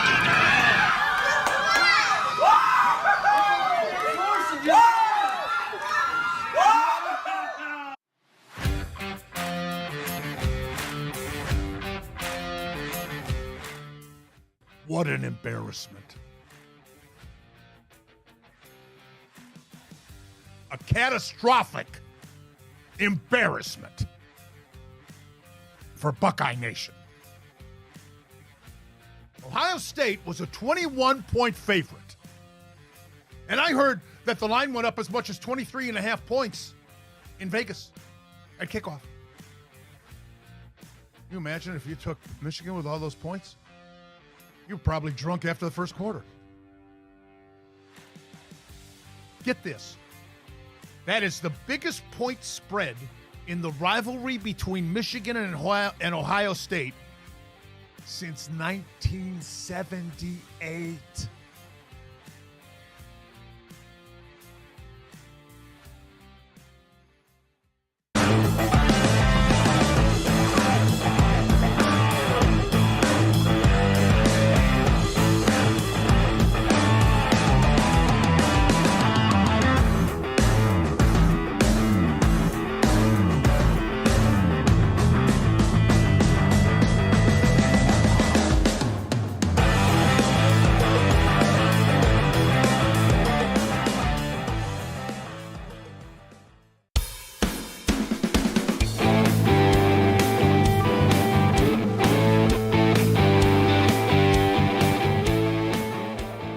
All right, here we go. Fontana Show, Hour 2. Appreciate you joining us. You can always follow on Twitter X, at Matt Fontana Show, YouTube, Big Play, Instagram, Big Play app, where you can get our interview with Justin Lada from Locked On Guards. Check them out on all the Spotify, on Apple Music. We've talked about this. You're Spotify, right? Yeah, I am definitely Spotify. Yeah, so am I. I don't get Apple Music. I understand what it is, but Spotify's going. But anyway, get Locked On Guards wherever you need it. We got you covered. We'll get to the grid coming up. We got Time Hop. We'll get to the bracket and sprinkle in a little bit more of the NFL. But Ryan's got all the stories. Morning update. Take it away. Alrighty, well, we did talk about it at length with Locked On Guardians' Justin Lada, but of course the news yesterday that the Guardians did trade Platinum Glove winner Andres Gimenez to the Toronto Blue Jays for Spencer Horwitz, Matt, but he was not a Guardian for more than just a minute. They flipped him to the Pirates. Get a jersey and go for Zach Meisel's random jersey sighting. He didn't even have a number. That would be crazy. Didn't even have a number. Yeah, that'd have to be a custom one. Did it, yeah. But then they went ahead and flipped Horwitz to the Pittsburgh Pirates for 3 pitchers, right-hander Luis Ortiz and lefty prospects Josh Hartle and Michael Kennedy. I mean, again, I'm just going off what Justin tells me, which is good stuff. They wanted Hartle in the draft, didn't get him, so now they got him. Kennedy's 20 years old. You never know what you're going to get. They got a middle-of-the-rotation guy to start for the next couple of years. Okay. Stop me if you've heard this one. The Guardians traded one of their key players for prospects. It's what they do. It's what they do. By the way, you know the Bartolo Colon trade tree still lives on? How so? So we traded for Bartolo Colon, got him in with the Expos deal, right? In that trade, you got Grady Sizemore, Cliff Lee, Brandon Stevens. You used Cliff Lee to trade to the Phillies to get Carlos Carrasco. You traded Carlos Carrasco to the Mets to get Andres Gimenez. And now you have traded Andres Gimenez to get these guys. So think about it, just like the trickle down, the fact that, and it was somebody that I know does that trade over and over again. And obviously that branches off into a bunch of other people and things like that. But it's just that trade continues to live. What do they say? It's the 5 degrees of Kevin Bacon? The 6 degrees. 6 degrees of Kevin Bacon? The 6 degrees separation with Kevin Bacon. So now it's like, but with Bartolo But with Colon. Bartolo Colon, which kind of works. Okay. I'm going to sound like I have a problem, but I used to do this on Wikipedia when I get like really bored. Yeah, you are a Wikipedia guy. I do love Wikipedia. I do the same thing, but I would see if I could make it. It's the same thing as Kevin Bacon, but I would like say I'd be watching a movie and I don't know, Tom Cruise is in it. And then I flip to the next thing and it's somebody else, right? I see if I could just off of Wikipedia make my way over to that other person. So you could do relationships. Sounds exhilarating. You could do movies that they've been in. And that's kind of the same thing of the Kevin Bacon. It's all about movies that they've been in and they bounce back and forth. But I have no life. I have no life. But yes, the same thing. The 6 degrees separation now for Bartolo Colon lives on for the Guardians here. They traded away a big player who had a big numbered contract for prospects. Folks, they've been doing that forever. And they've usually won on those. We're not going to know what happens for this for at least another 3 years. And the other thing that a lot of people brought up yesterday, if this clears the path for Travis Bazzana to be up, and I'm not putting any of my energy into that. He seems like he's going to be a beast. I'm not trying to play those kind of games or rush him or service time, all that. Can I take that a step further, though, for you?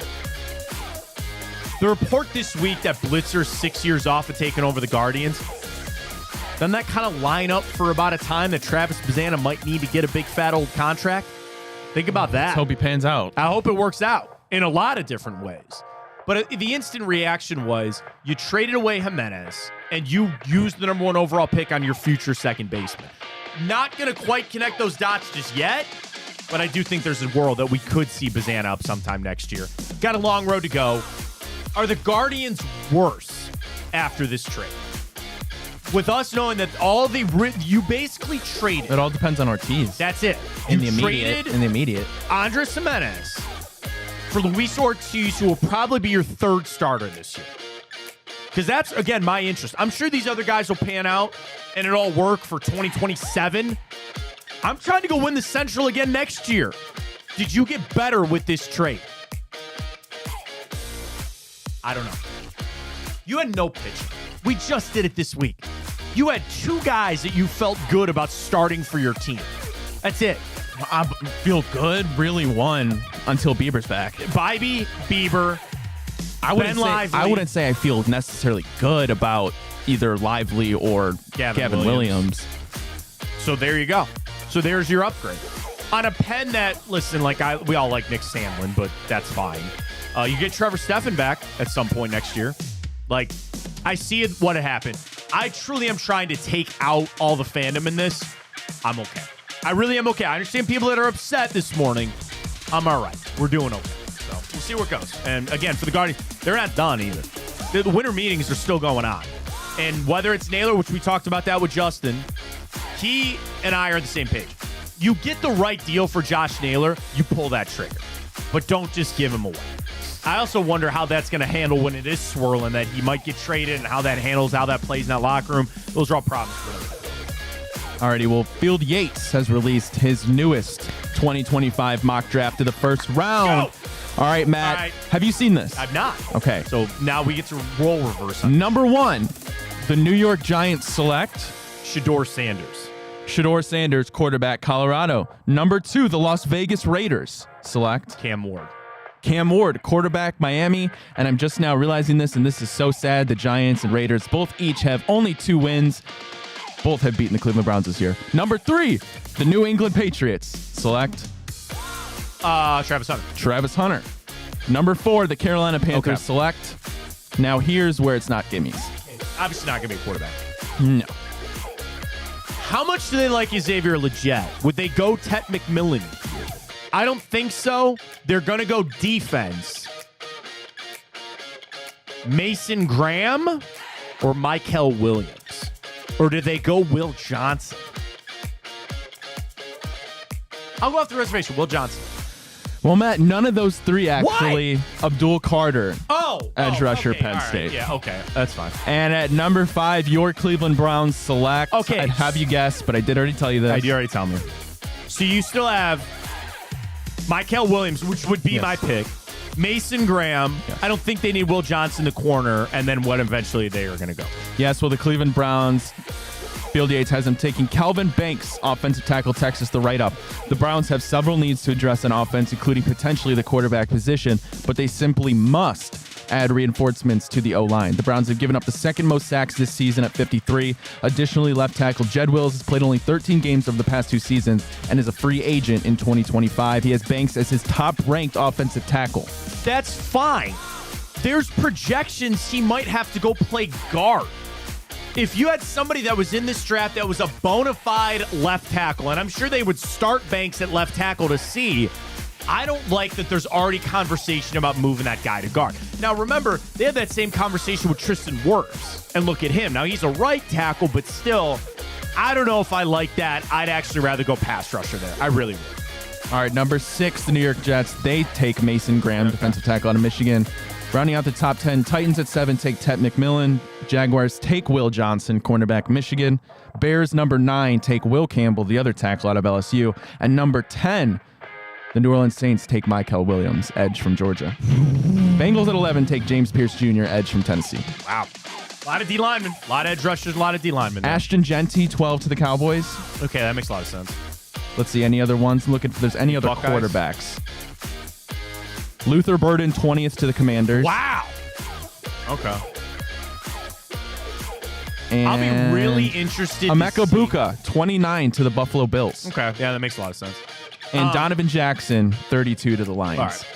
I would be so interested to see what Luther Burden's over-under draft number is. If I were to set it today, I would set it at about 15.5.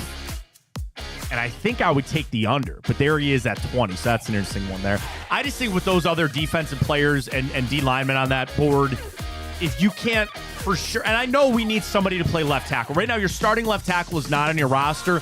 I get the itchy trigger finger to go do that. I would probably just go D-line. That's what I would do. But we'll see. We'll see. There's plenty of time to go. Alrighty, well, Matt, Monday night, quarterback for the Cincinnati Bengals, Joe Burrow, had his home broken into while he was playing the Cowboys. No one was injured in the break-in, but there was ransacked, according to the Hamilton County Sheriff's Office. A person who was employed by Burrow arrived at the Anderson Township home Monday night to find a shattered bedroom window and their home in disarray. So the call was, my daughter's staying there. Somebody's breaking in. Like, this obviously has been an FBI involved thing. It's supposedly this cartel or something out of Mexico that's doing this. Really? Yeah. Oh yeah. Like the FBI is getting involved here, and it's a gang. It's a gang out of Mexico that's doing it. Now, in a world where privacy is so limited, you can Google anybody's name and in about 2 seconds find their address. No matter how famous they are, if they pay taxes on that property, you got to know where it is. So you find out where they're at.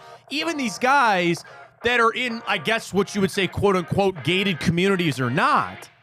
Like, I thought about this. This is the first thing I thought of. Does the NFL, NBA, who's now been involved, I know baseball's off right now, but I don't know if they're going after hockey players. Is this something the league should get involved and say, we're going to start paying security details here? Should teams get involved to start saying, we're going to pay security details? You know, again, no offense, I don't know the situation, but this girl that was sitting at the house, I'm sure Joe thought. So apparently that girl is Sports Illustrated model Olivia Pontone. I'm maybe his lady friend. Who knows, right? But what's interesting is the reports say she's employed. It was somebody employed by Burrow. Okay, maybe not. Like, I don't know how people out there feel about guns, and you're entitled to your opinion on whatever you want to feel about it, right? If I'm an athlete and this is happening, I'm sitting my brother in my living room and he is going to be armed. That's just what I'm going to do, right? Like, you know, and especially if you have stuff in your home that is of value, that is what's going to happen, right? So that's what I'm saying. Like, is it time for these teams, these leagues to get involved with security details? And people, again, I'm not trying to make light of this situation. I think it's very serious. But obviously she didn't stop anybody. Like, I think about the scene from The Godfather when they're coming to finish off Vito at the hospital. And I haven't Michael's seen it yet. What? Right? It's one of the best Why'd you scenes just of that movie. spoil that? It doesn't spoil any. Well, I guess you know now Vito is in the hospital. You don't know why he's in the hospital. So I guess I said they come to finish him off. So anyway, Michael's in there. It's late night.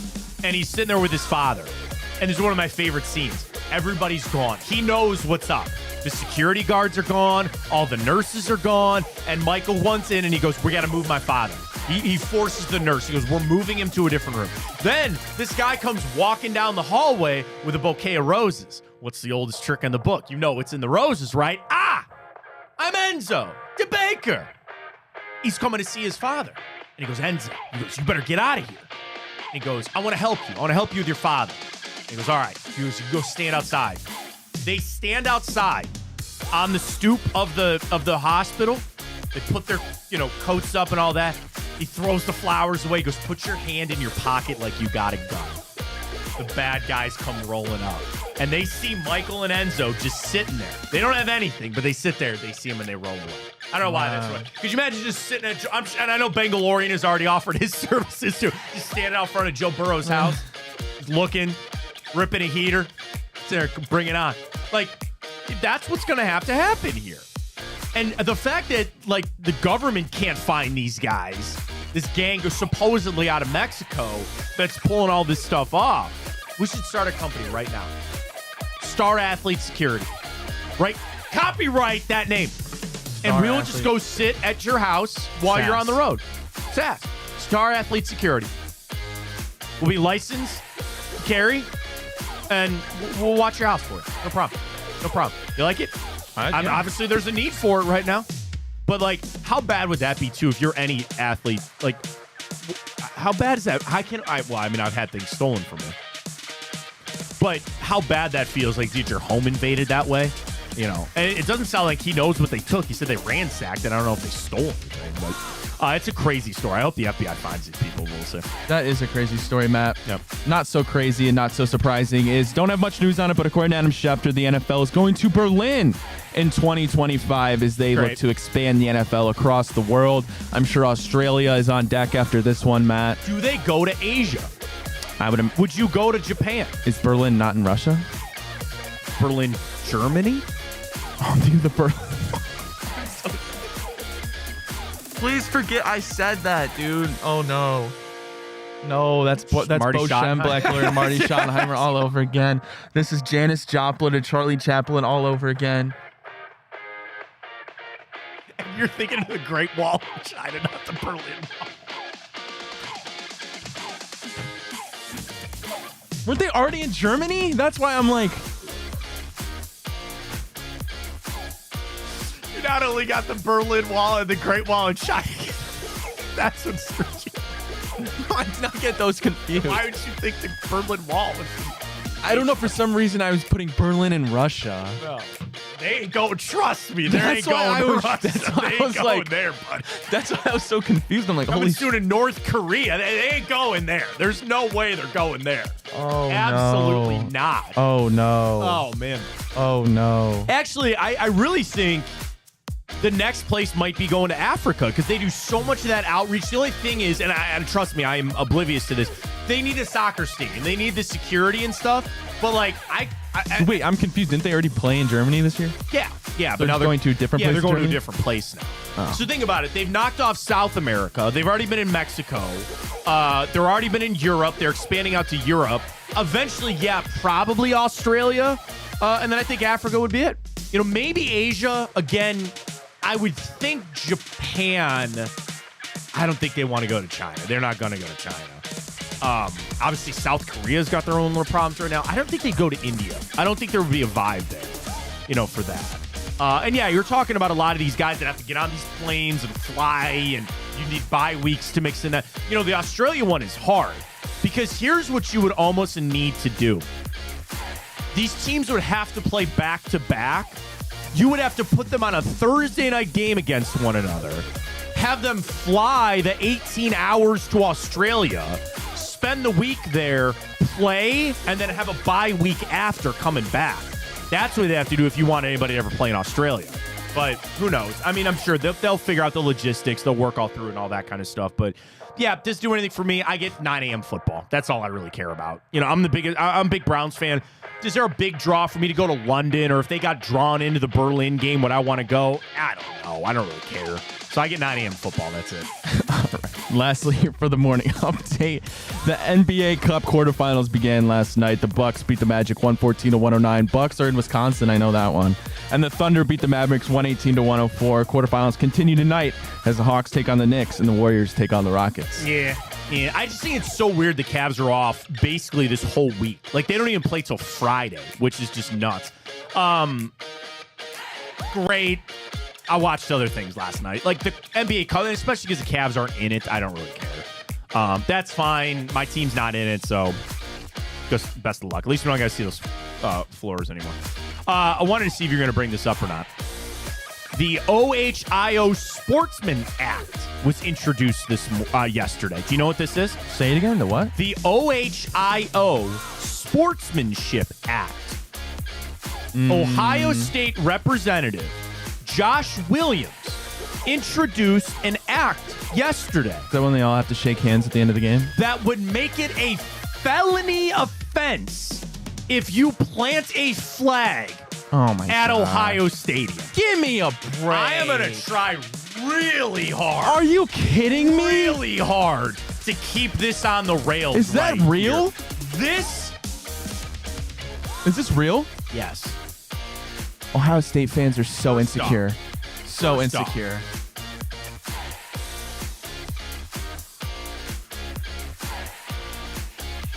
This is what our society has become. Okay.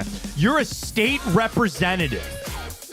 Yeah. There's a lot of other problems you need to be focusing on. It's all for other than votes. winning some freaking brownie points for your next election. Yeah, to dude. pander to a bunch of Ohio State fans. That's ridiculous. Number 2, What's this clown's name? Josh Williams. So wait, he's signed. He's trying to He get is it signed. introducing, like any representative, Ryan, you become a state representative, you are allowed to introduce laws. You're allowed to introduce things. Now, again, some of those are serious issues. Helping the underprivileged people of our state. Kids in schools, medical care. No, we lost a football game and our feelings are hurt, so we're going to take this to the State House. Spend your time on the stuff that's important. Don't pander to a bunch of Ohio State fans trying to get votes for your next election. And number 2, and I've been struggling to find the way to say these words because I want to be, I want to be inclusive. I don't want to sack up. Oh, my feelings got hurt. Shut the fuck up. Shut up. You lost the game. Oh, they planted a flag at our stadium. So what? This is weak. I honestly, and I get, because it's so sad, it's the political game playing. This guy just trying to get some votes and get his name in the news. I apologize for swearing for the kids out. What in the hell is that? Seriously. And I know that this is a publicity stunt and all this stuff. This is such a joke, but it's also a sad state of our society. Dude, what in the hell is that? I'm reading through this article right now. The bill would prohibit planting a flagpole and flag in the center of Ohio Stadium football field on the day of a college football game and to name this act the Ohio Sportsmanship Act. This bill specifically references Ohio Stadium. What a loser. It's serious. It is such a loser thing. And I hated losing to Michigan, and you know that. I'd let them plant the flag again if they win. This is, I lost, so now I'm going to cry about it. It's so bad, man. And that's terrible. That is absolutely terrible. Yeah, that dude, kick him out of office. That's where we're Wow, that's where we're at. I thought you were joking. No. That's where we're at. I actually thought you were not being serious. Mike Hall designated a return for the Browns. I'm actually blown away, Matt. I really thought that was satire. Somebody said, they go, this is not a headline on The Onion. This is legitimate. And I get that some of it is the feel-good proclamations. You know, today is Cavs Day and, you know, all that other kind of stuff. Obviously, this guy sat down and thought he was spent cooking. his He thought he was time cooking, too. to try to come up with this. All right? And it is, again, in my opinion, a sad reflection of our society that everybody can't, you know, nobody has hurt feelings. Everybody's got to be all right. Dude.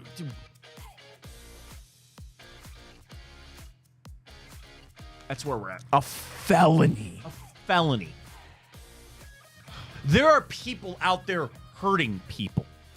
There are people out there, I don't want to say driving drunk because that's a felony too.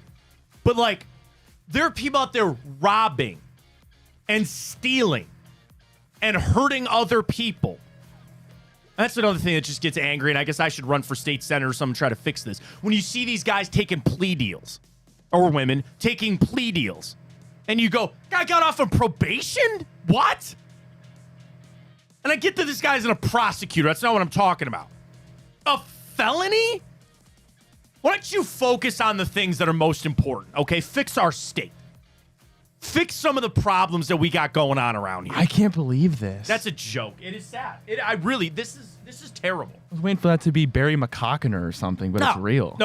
Nope. That's a thing. That is 100% a thing.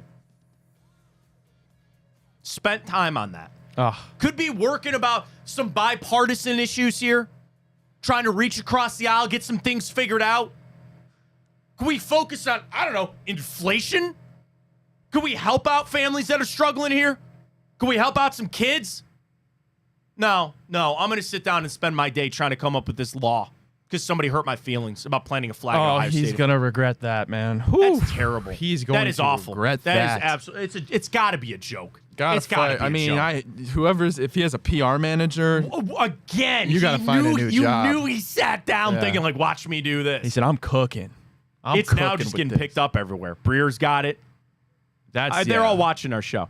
That's unbelievable. And Ben has a good tweeter, Ben Axelrod. This is just some local politician trying to make a name for himself while totally misreading how Ohio State fans actually feel about all of this. Yeah, Ben is 100% correct. Yeah. If a politician really wanted to pander to Ohio State fans, it should be a law that they target Jeremiah Smith once a try. That's a law get high. It's bad. And yeah, that's all that is. But isn't that sad that guy's in office? That's seriously. That's folks, just be an educated voter.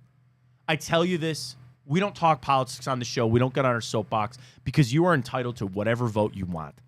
You're an American citizen. You pay your taxes. You're a member of this. Go ahead. Go ahead. Do what you want. But that's some weird stuff. All right, go to break. All right, you got some? Yeah. All right, go to break. Back right after this.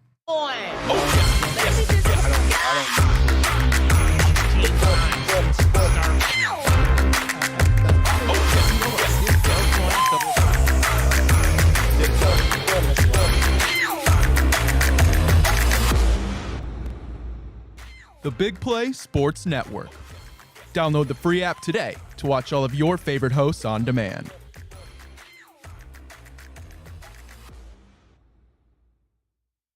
I'm Garage Beer, and this is Bobby Carpenter. Garage beer. Beer flavored beer. Beef with an F? Okay, my bad.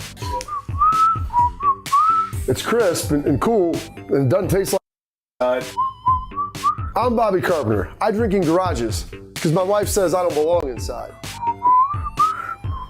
If you like a cold breeze on your bag, drink Garage Beer. It's American, and so can you. Garage Beer. Beer flavored beer. They're off in the Kentucky Derby as Authentic takes them around the far turn. Tis the laws making his move now, and they're into the stretch. These two stride for stride. Authentic, tis the law. Here's the wire. Authentic has won the Kentucky Derby.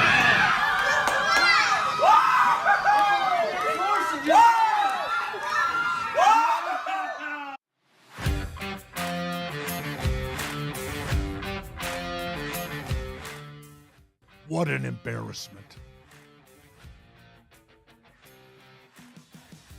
A catastrophic embarrassment for Buckeye Nation. Ohio State was a 21-point favorite. And I heard that the line went up as much as 23.5 points in Vegas at kickoff. Can you imagine if you took Michigan with all those points? You're probably drunk after the first quarter. Get this. That is the biggest point spread in the rivalry between Michigan and Ohio State since 1978.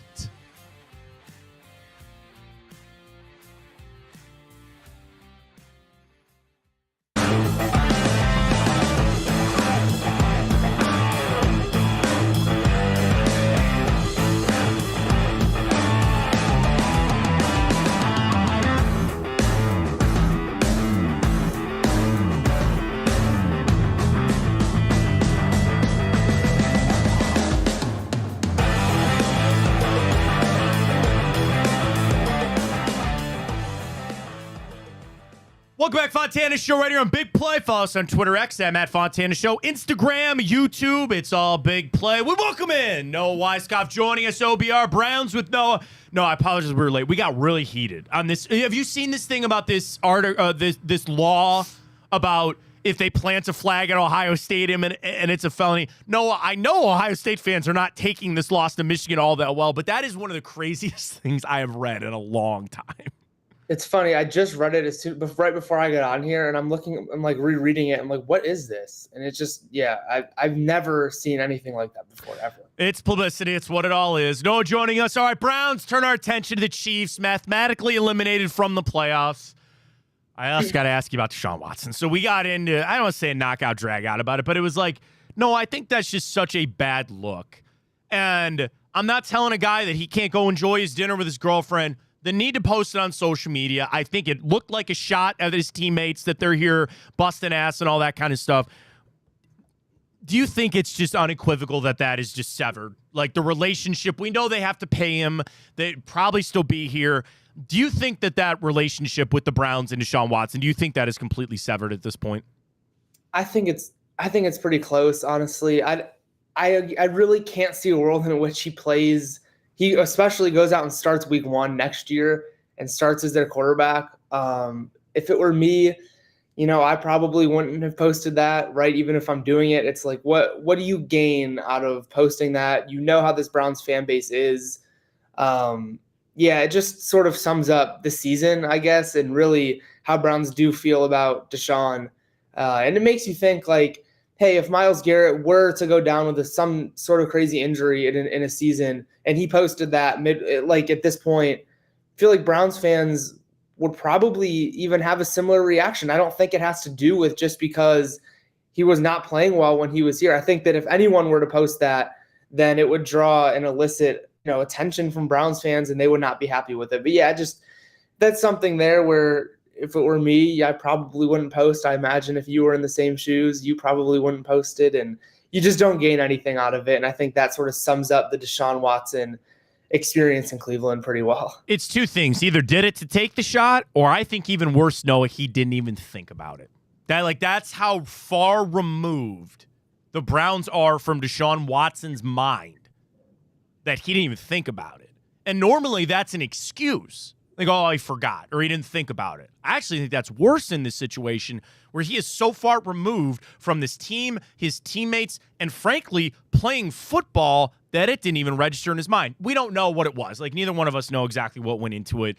It is what it is. So the quarterback situation, though, and I was reading this morning Daniel Ofusi of ESPN, and he did 5 guys of the evaluation of young players, and he had Dorian Thompson-Robinson on the list. Noah, I was the biggest DTR fan when they drafted him. I'd love him to be that career backup for us, but I don't have that itch to get him in there. We know Jameis is going to start this weekend. Is there anything for you if they came out and said, hey, these last 3 games outside of injury, DTR starting all 3, we want to see what you got, or do you think they know what they have with DTR? I know what they have I think I know what they have in DTR. I think they probably have a pretty good idea as well. They drafted him really with the intention of wanting him to be a backup, right? They never drafted him with the intention of like, this guy's going to be our franchise quarterback, barring something super unforeseen. So I think you sort of know what you have, right? Like, you know that you have a backup if you need it. Are there better backups around the league? Absolutely. You look at Jameis right now, and I think that if it were me and what I would do, I would start Jameis for the rest of the season, to be honest with you. I think that that's more important than starting Dorian just for the sake of starting him to see what you have in a couple more games. I think Jameis has at least brought life into this team, if we're being honest, right? Like, this is life that even when the Browns were starting Deshaun, they had a chance at going on a run, making the playoffs at that point. Like, there was never this life in this team with Deshaun. Jameis has brought a new sense of life, his leadership on and off the field. These players want to go to battle for him. The offensive line wants to block for him. Jerry Jeudy is performing with him. Elijah Moore is performing with him. It would be really hard for me to take a guy like Jameis out right now, especially when he's giving these guys like David Njoku chances to catch touchdowns in the end zone. He's giving Jerry Jeudy these huge games that he's just needed for not only himself, but confidence, like everything moving forward. Elijah Moore is producing. Like, there's no way that I would take out Jameis right now for Dorian, especially this week against the Chiefs. But moving forward, I think Jameis, I think you just stick it out at this point. Check him out on Twitter, Instagram, Browns with Noah, no Y, Scott for the OBR. Newsome to IR, Mike Hall off, which is good. But another part of Daniel's article was like seeing what you have in Zach Zinter. And we had the discussion about like if you were to go to Joel Bitonio and say, hey, Joel, are you thinking about playing next year? And if he says, I haven't made up my mind, I don't really know, then maybe have that conversation to say, okay, what if we sat you down to not risk further injury, maybe get you better to come back because we want to, and we get to see Zach Zinter a little bit. I guess just Noah, that's a dangerous game to play when you start going to veterans and saying, guys, we need to sit down here. And I know on Hard Knocks last night, they had Shelby Harris telling guys, like, we're still playing, like all that. But was there anybody else that you would consider maybe shutting down for the rest of the season just to not risk any further injury? I think that you look at all the stars, right? Like, those are conversations that have to be had. I know Denzel is one of those guys where he's had, 6 concussions at this point. Like, that's a guy that you always consider, like, at any point shutting down. Maybe it's better safe than sorry, just in case something else were to happen. Gosh, I'm trying to think. Outside of that, like, you're not getting Myles to sit down, so right. Good luck with that. Yeah, I mean, I thought about Chubb. Yeah, right. Yeah. Like Chubb, because the battle is we want him to get a full off season, get healthy, and hopefully, re-sign him still. and bring him back. But no, I think there's also a lot of us that are like, yeah, I'd actually still like to see him in games, though. And I think he even himself is probably like, yeah, me getting into a game, vision, cuts, all that kind of stuff is going to help prepare me for the offseason. Now, I'm with you on that one. It's a tricky one for me. Yeah. But outside of those, that's about it, right? Yeah. You want to continue to see Jerry Jeudy get acclimated. You want to see him continue to produce to give you confidence moving into next season that he can be year one, honestly. Like, he can be your 1 or 1B if they bring in someone else. But yeah, outside of that, a lot of players are playing for money next year. Elijah Moore, like those guys want to produce and show teams that what they have. So yeah, outside of those few players, good luck, first of all, getting any of those veterans to sit down. And second of all, if they do, I think it would be smart, but not many of them will. No, speaking of extensions, Wyatt Teller said on Monday he's trying to work towards one with the Browns. He's on the hook for 14 next year. Obviously, the Andrew Berry special would be sign that extension, lower that cap number for next year. Think that's possible? Would you be interested in a Wyatt Teller deal for maybe adding on, 3 more years, next year and 2 more? Well, we've seen time and time again that Andrew and Kevin will invest so much into their offensive line and defensive line, but offensive line specifically. I think that it's definitely possible. They're going to continue to draft line depth to see if they have a next up-and-coming star like a Zach Zinter. So, yeah, I wouldn't be surprised if – I'm never surprised if this regime throws a bunch of money at anything on the offensive line. It's always in the books. They're always willing to do it. It's not a secret. They said it last year at the Combine. We've seen them do it time and time again. So I would not be surprised to see them hand more money to a guard at this rate. I mean, at this point, a guard who's really been producing. He's had his struggles, but overall, he's a above average guard in this league, and I think that is really valuable. Mocks. All right. Ryan, I just pulled one up. We're going to do it. No, we're going to do it with Ryan right here. This one's SI because this is a spicy one. So we did Field Yates earlier, and it was Kelvin Banks, the guard out of Texas. No, before I get to this one, Ryan and I have gone back and forth. Your thoughts, whether it's 5, whether it's 8, I actually think we might drop back a few spots. What are you focusing to start, assuming we'll be somewhere in the top 8 for the Browns there? I'm assuming they will go best player available, and I would be shocked if they take a quarterback, I think, at this point. Right. So I really think that they will have a list of players available, and they will say, we are taking the best player that is on our list when we are picking. I think really that's where they're going to go. Yeah, I love Mason Graham here. I love Mykel Williams, the edge out of Georgia, all there. So now we head on over. Daniel Flick has got his mock out from SI. First off, he's got the Browns drafting 8, which, again, could be real, but it's off the – I know people were arguing this week about the correct draft order or whatever. Number 1, Raiders, Shedeur Sanders. Number 2, Giants, Cam Ward. Number 3, Patriots, Travis Hunter. By the way, Noah, is that not going to be the top 3 in any order? Shedeur, I think, will go to the Raiders no matter where they pick, assuming it's in the top 2 or 3. Yeah, Hunter will be top 3. And then we'll see with Cam Ward. I'm a little intrigued with that. Okay. Probably top 3, just of how quarterbacks shake out in these drafts, probably. Carolina goes Mason Graham at 4. Jacksonville goes Will Campbell, the offensive lineman, at 5. Tennessee goes Tet McMillan, receiver, at 6. Jets at 7, Abdul Carter. And at number 8, the Cleveland Browns. I would say Kelvin Banks. I could see Mykel Williams. See any of those guys. Oh, no. Jalen Milroe, quarterback, Alabama. Wow. Ryan gives a look. No, what would you say if the Browns took Jalen Milroe at number 8? Well, I think this fan base would be really excited, to be honest with you. We've seen how some of these quarterbacks with his capabilities of running the football, we've seen how they've worked in the NFL. And I'm not comparing these two people by any means, but you saw sort of how Lamar played in college and then how that translated. You saw Jaden Daniels. Like, I know those guys were Heismans, but like Milroe, I think has the potential to be a quarterback like that. Obviously, he's not nearly as polished as either of those other guys were, so it would be a work in progress. At 8, I don't know if he'll be going that early.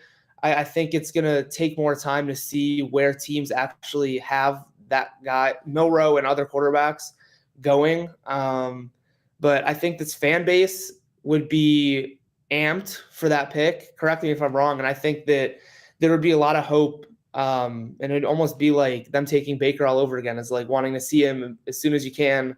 I don't think that would be a scenario where they just take him and start him week 1. I think they'd have a bridge guy and then work him in there. But I think fans would be amped. So, by the way, those are the only 3 quarterbacks in his first round. Shador, Cam, and then Jalen Milroe. No, I'd take him in the second round. Sure. I'd love that. I would be over the moon with that pick in the second round.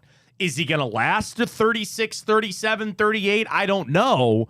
But that's fine in the second round. I don't know about there at 8, and I think that might have just gotten some clicks there on SI because I tweeted it out. But I'm in. I take Jalen Milroe. I like a lot of what you said, and I'm similar of that, just not in the first round. All right, Noah, really appreciate your time, man. We'll be following at Browns with Noah. We'll talk next week. We'll get ready to go for the Buckeyes in Tennessee, and, of course, the Browns and Chiefs this weekend. Go follow them Instagram and Twitter, Browns with Noah. Appreciate your time, man. We'll talk to you next week. Thank you, Matt. There he goes. Noah Weiskopf. Ryan, Jalen Milroe at 8. No. No. And I'm excited about a prospect like Jalen Milroe. Yeah. I mean, you talk about arm strength, the ability that you need in a quarterback these days to extend plays and improvise. He certainly could be great in the NFL, ready right away, certainly not. But I think at that point, I mean, you got to take, I would love a Mason Graham or a Michael Williams before, if I'm reaching for a guy like Jalen Milroe. I completely agree. All right, we got 15 minutes to do it all. We got to do grid. We got to set up the bracket. And we can quickly run through time up if you want, but first things first, let's roll. All right. Oh, okay. Oh. Okay. All right. Go. We got to go. 5,000 rushing yards, Jamal Charles. Barry. God, he was so good. Did I spell his name wrong? Barry? Was it B-A? Yeah. Oh, I thought it was B-E. No. First names are always B-A. Last names can be either. Really? Yeah. I don't know. I mean, LeGarrette Blount. like Zeke, you know. Yeah, I guess he'd work. He doesn't work for Saints, so why not? Good luck with Ezekiel. Ezekiel's easy. I can't spell Ezekiel. Apparently not, because I Obviously, spelled neither it can wrong. All right. Where do you want to start? Seahawks, Patriots, Josh Gordon. Yeah, wow, what a pull. Well, that's a good pull right see what there. that No, puts wrong one. You're in KC. Yeah, he played in KC. Oh, I was going to do Patriots and Seahawks for Josh Gordon. He works there, too. Yeah. So can you think of another one?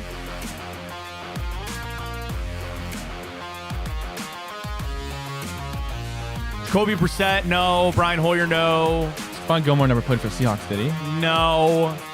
Richard Sherman, no. Bobby Wagner, no.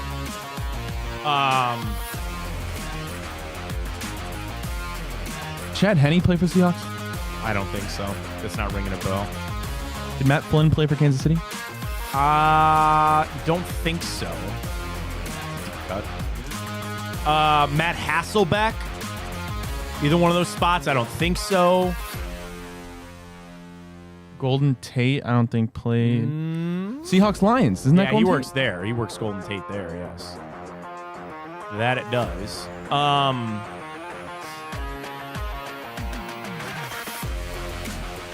Obviously not Marshawn Lynch. We could use Jamal Adams here, too. Oh, yeah, that's right.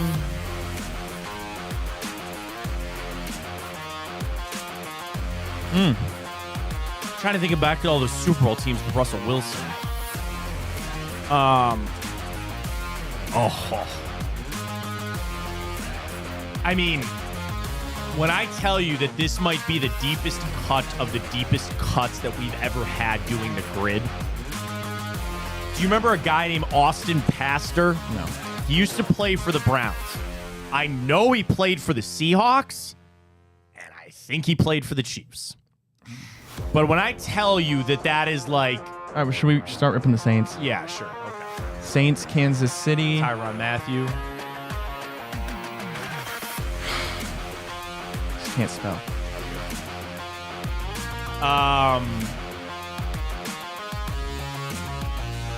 Jamal Williams. Oh, yeah. I wanted to rip like Von Bell or something like that, but no. Dude, I am having a rough day spelling. You're better off with Jamal. 2 A's. Right? 2 A's. That's what I put. No, 2 A's after the M. What? Yeah.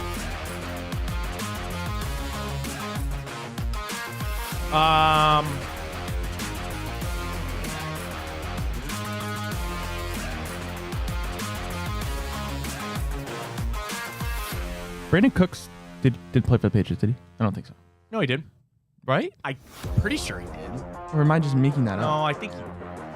Are we sure? I mean, we have time. I mean, relative Yeah, to the he show. did. Right He now. did. He Yeah, did. we'll He bring it did. up.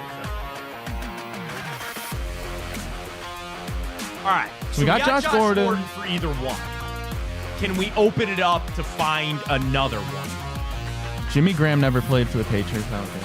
No.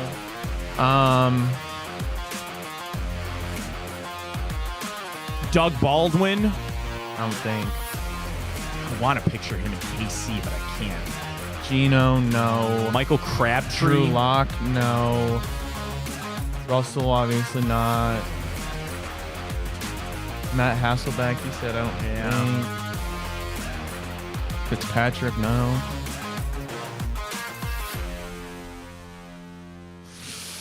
I feel like there's a defensive player. It's like obviously Bobby Wagner, not Cam Chancellor, not Richard Sherman. Why can I not think? Dominican Sue, I don't think. No. Leonard Williams just Jadeveon got there, but doesn't Clowney, count. no. Jadeveon Clowney doesn't count. Vrabel would work KC Patriots, but he never played in Seattle. Jared Allen, I don't think played in Seattle.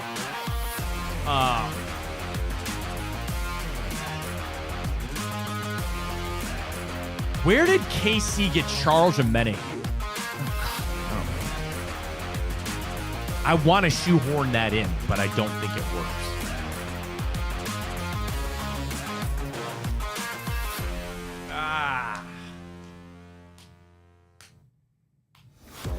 An old friend, Vinny Testaverde. I don't quite know. Percy Harvin, I don't think. He played for the Seahawks. I know. Again, I want to think it. I want to believe it, but I can't. I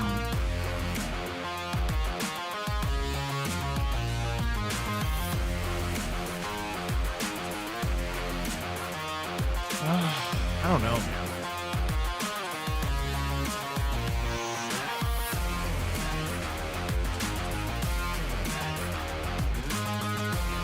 Malcolm Butler didn't play for the Seahawks, did he? I know he had to pick on him, but... Yeah, he had to pick on him. That's probably what you're thinking of.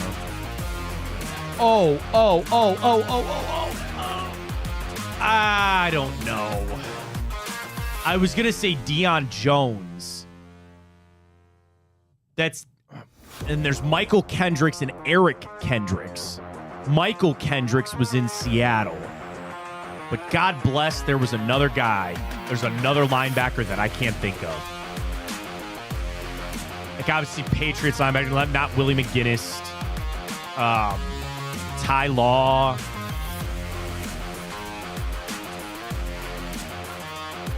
Randy Moss doesn't work there, right? No, I don't think so. Who was the legacy receiver and went to the Seahawks for like a season? Was that Jerry Rice? I think so. Yeah, okay. Nick Foles never played for the Seahawks. I don't think. If we're out of time, we can rip my ultimate. Did Teddy Hail Mary. Bridgewater play for the Seahawks? I want to believe that. And did he play for the Patriots? I can't remember. Cam Newton?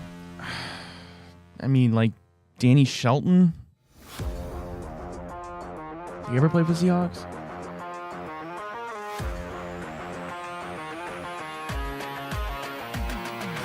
Or he played for the Chiefs and Patriots? I know he played for the Chiefs and the Patriots. I'd like to believe. Well, does Barkevius Mingo work? Did he go? I know he went to New England. I don't know if he went to Seattle. I don't. I think he did. I think he did. Damn it. We got to run. We can either go ultimate Hail Mary, you go Austin Pastor there, and we go Josh Gordon, or we go Barkevius Mingo, Josh Gordon. Noah Fant, where's he now? Denver. Still? Yeah. Thinking like tight ends. Gesicki's never played for the Seahawks. Like, How crazy do you want to get, Disley. buddy? I actually think Danny Shelton might work. But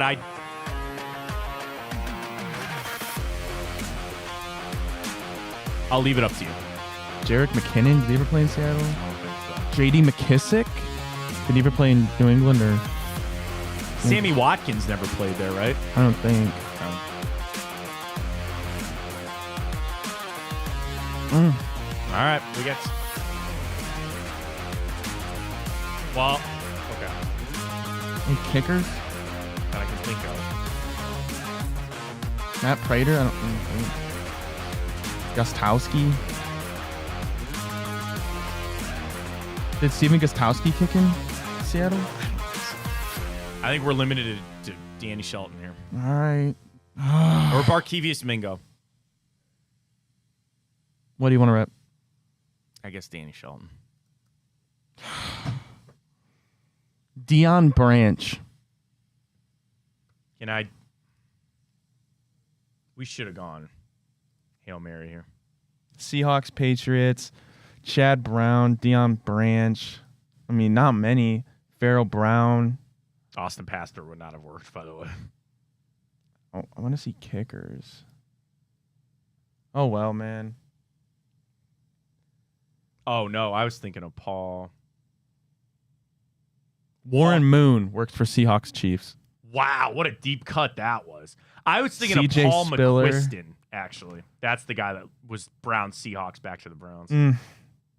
Huh. Damn. Oh, they say Mingo works Pat Seahawks. No. Did Mingo work? I thought he did. All right, what do you want to do with our last couple minutes? All right, we got bracket. We got to hit that. Time op was fine, but we can skip it for today. Bracket. Simpsons and Family Guy Runaway. Group Sure, 3 bro. going today. South Park, Robot Chicken, Beavis and Butthead, Harley Quinn. Group 4, Rick and Morty, Bob's Burgers, King of the Hill, The Boondocks. King of the Hill gets my vote there. Everybody's going to go South Park. I'll go South Park and I'll go Rick and Morty. Rick and Morty, fair enough. All right, vote at that. At Matt Fontana Show on Twitter. Follow us there. Drennan's here. Got to ask Drennan tonight. What was that question I said? Does he play golf every calendar That's day? it. Yeah, you got to ask him that when he gets here. Yeah. Ask him that for tonight. So check it out all across the Big Play platforms. You can get us on the app. You can get us on the replay on YouTube, everywhere that you need, including our interview with Justin Lada of Locked On Guards. Back tomorrow, Thursday edition. We'll talk to you then. For Ryan Tyler, I am Matt Fontana, presented by Fairway Ford. And as always, take it easy.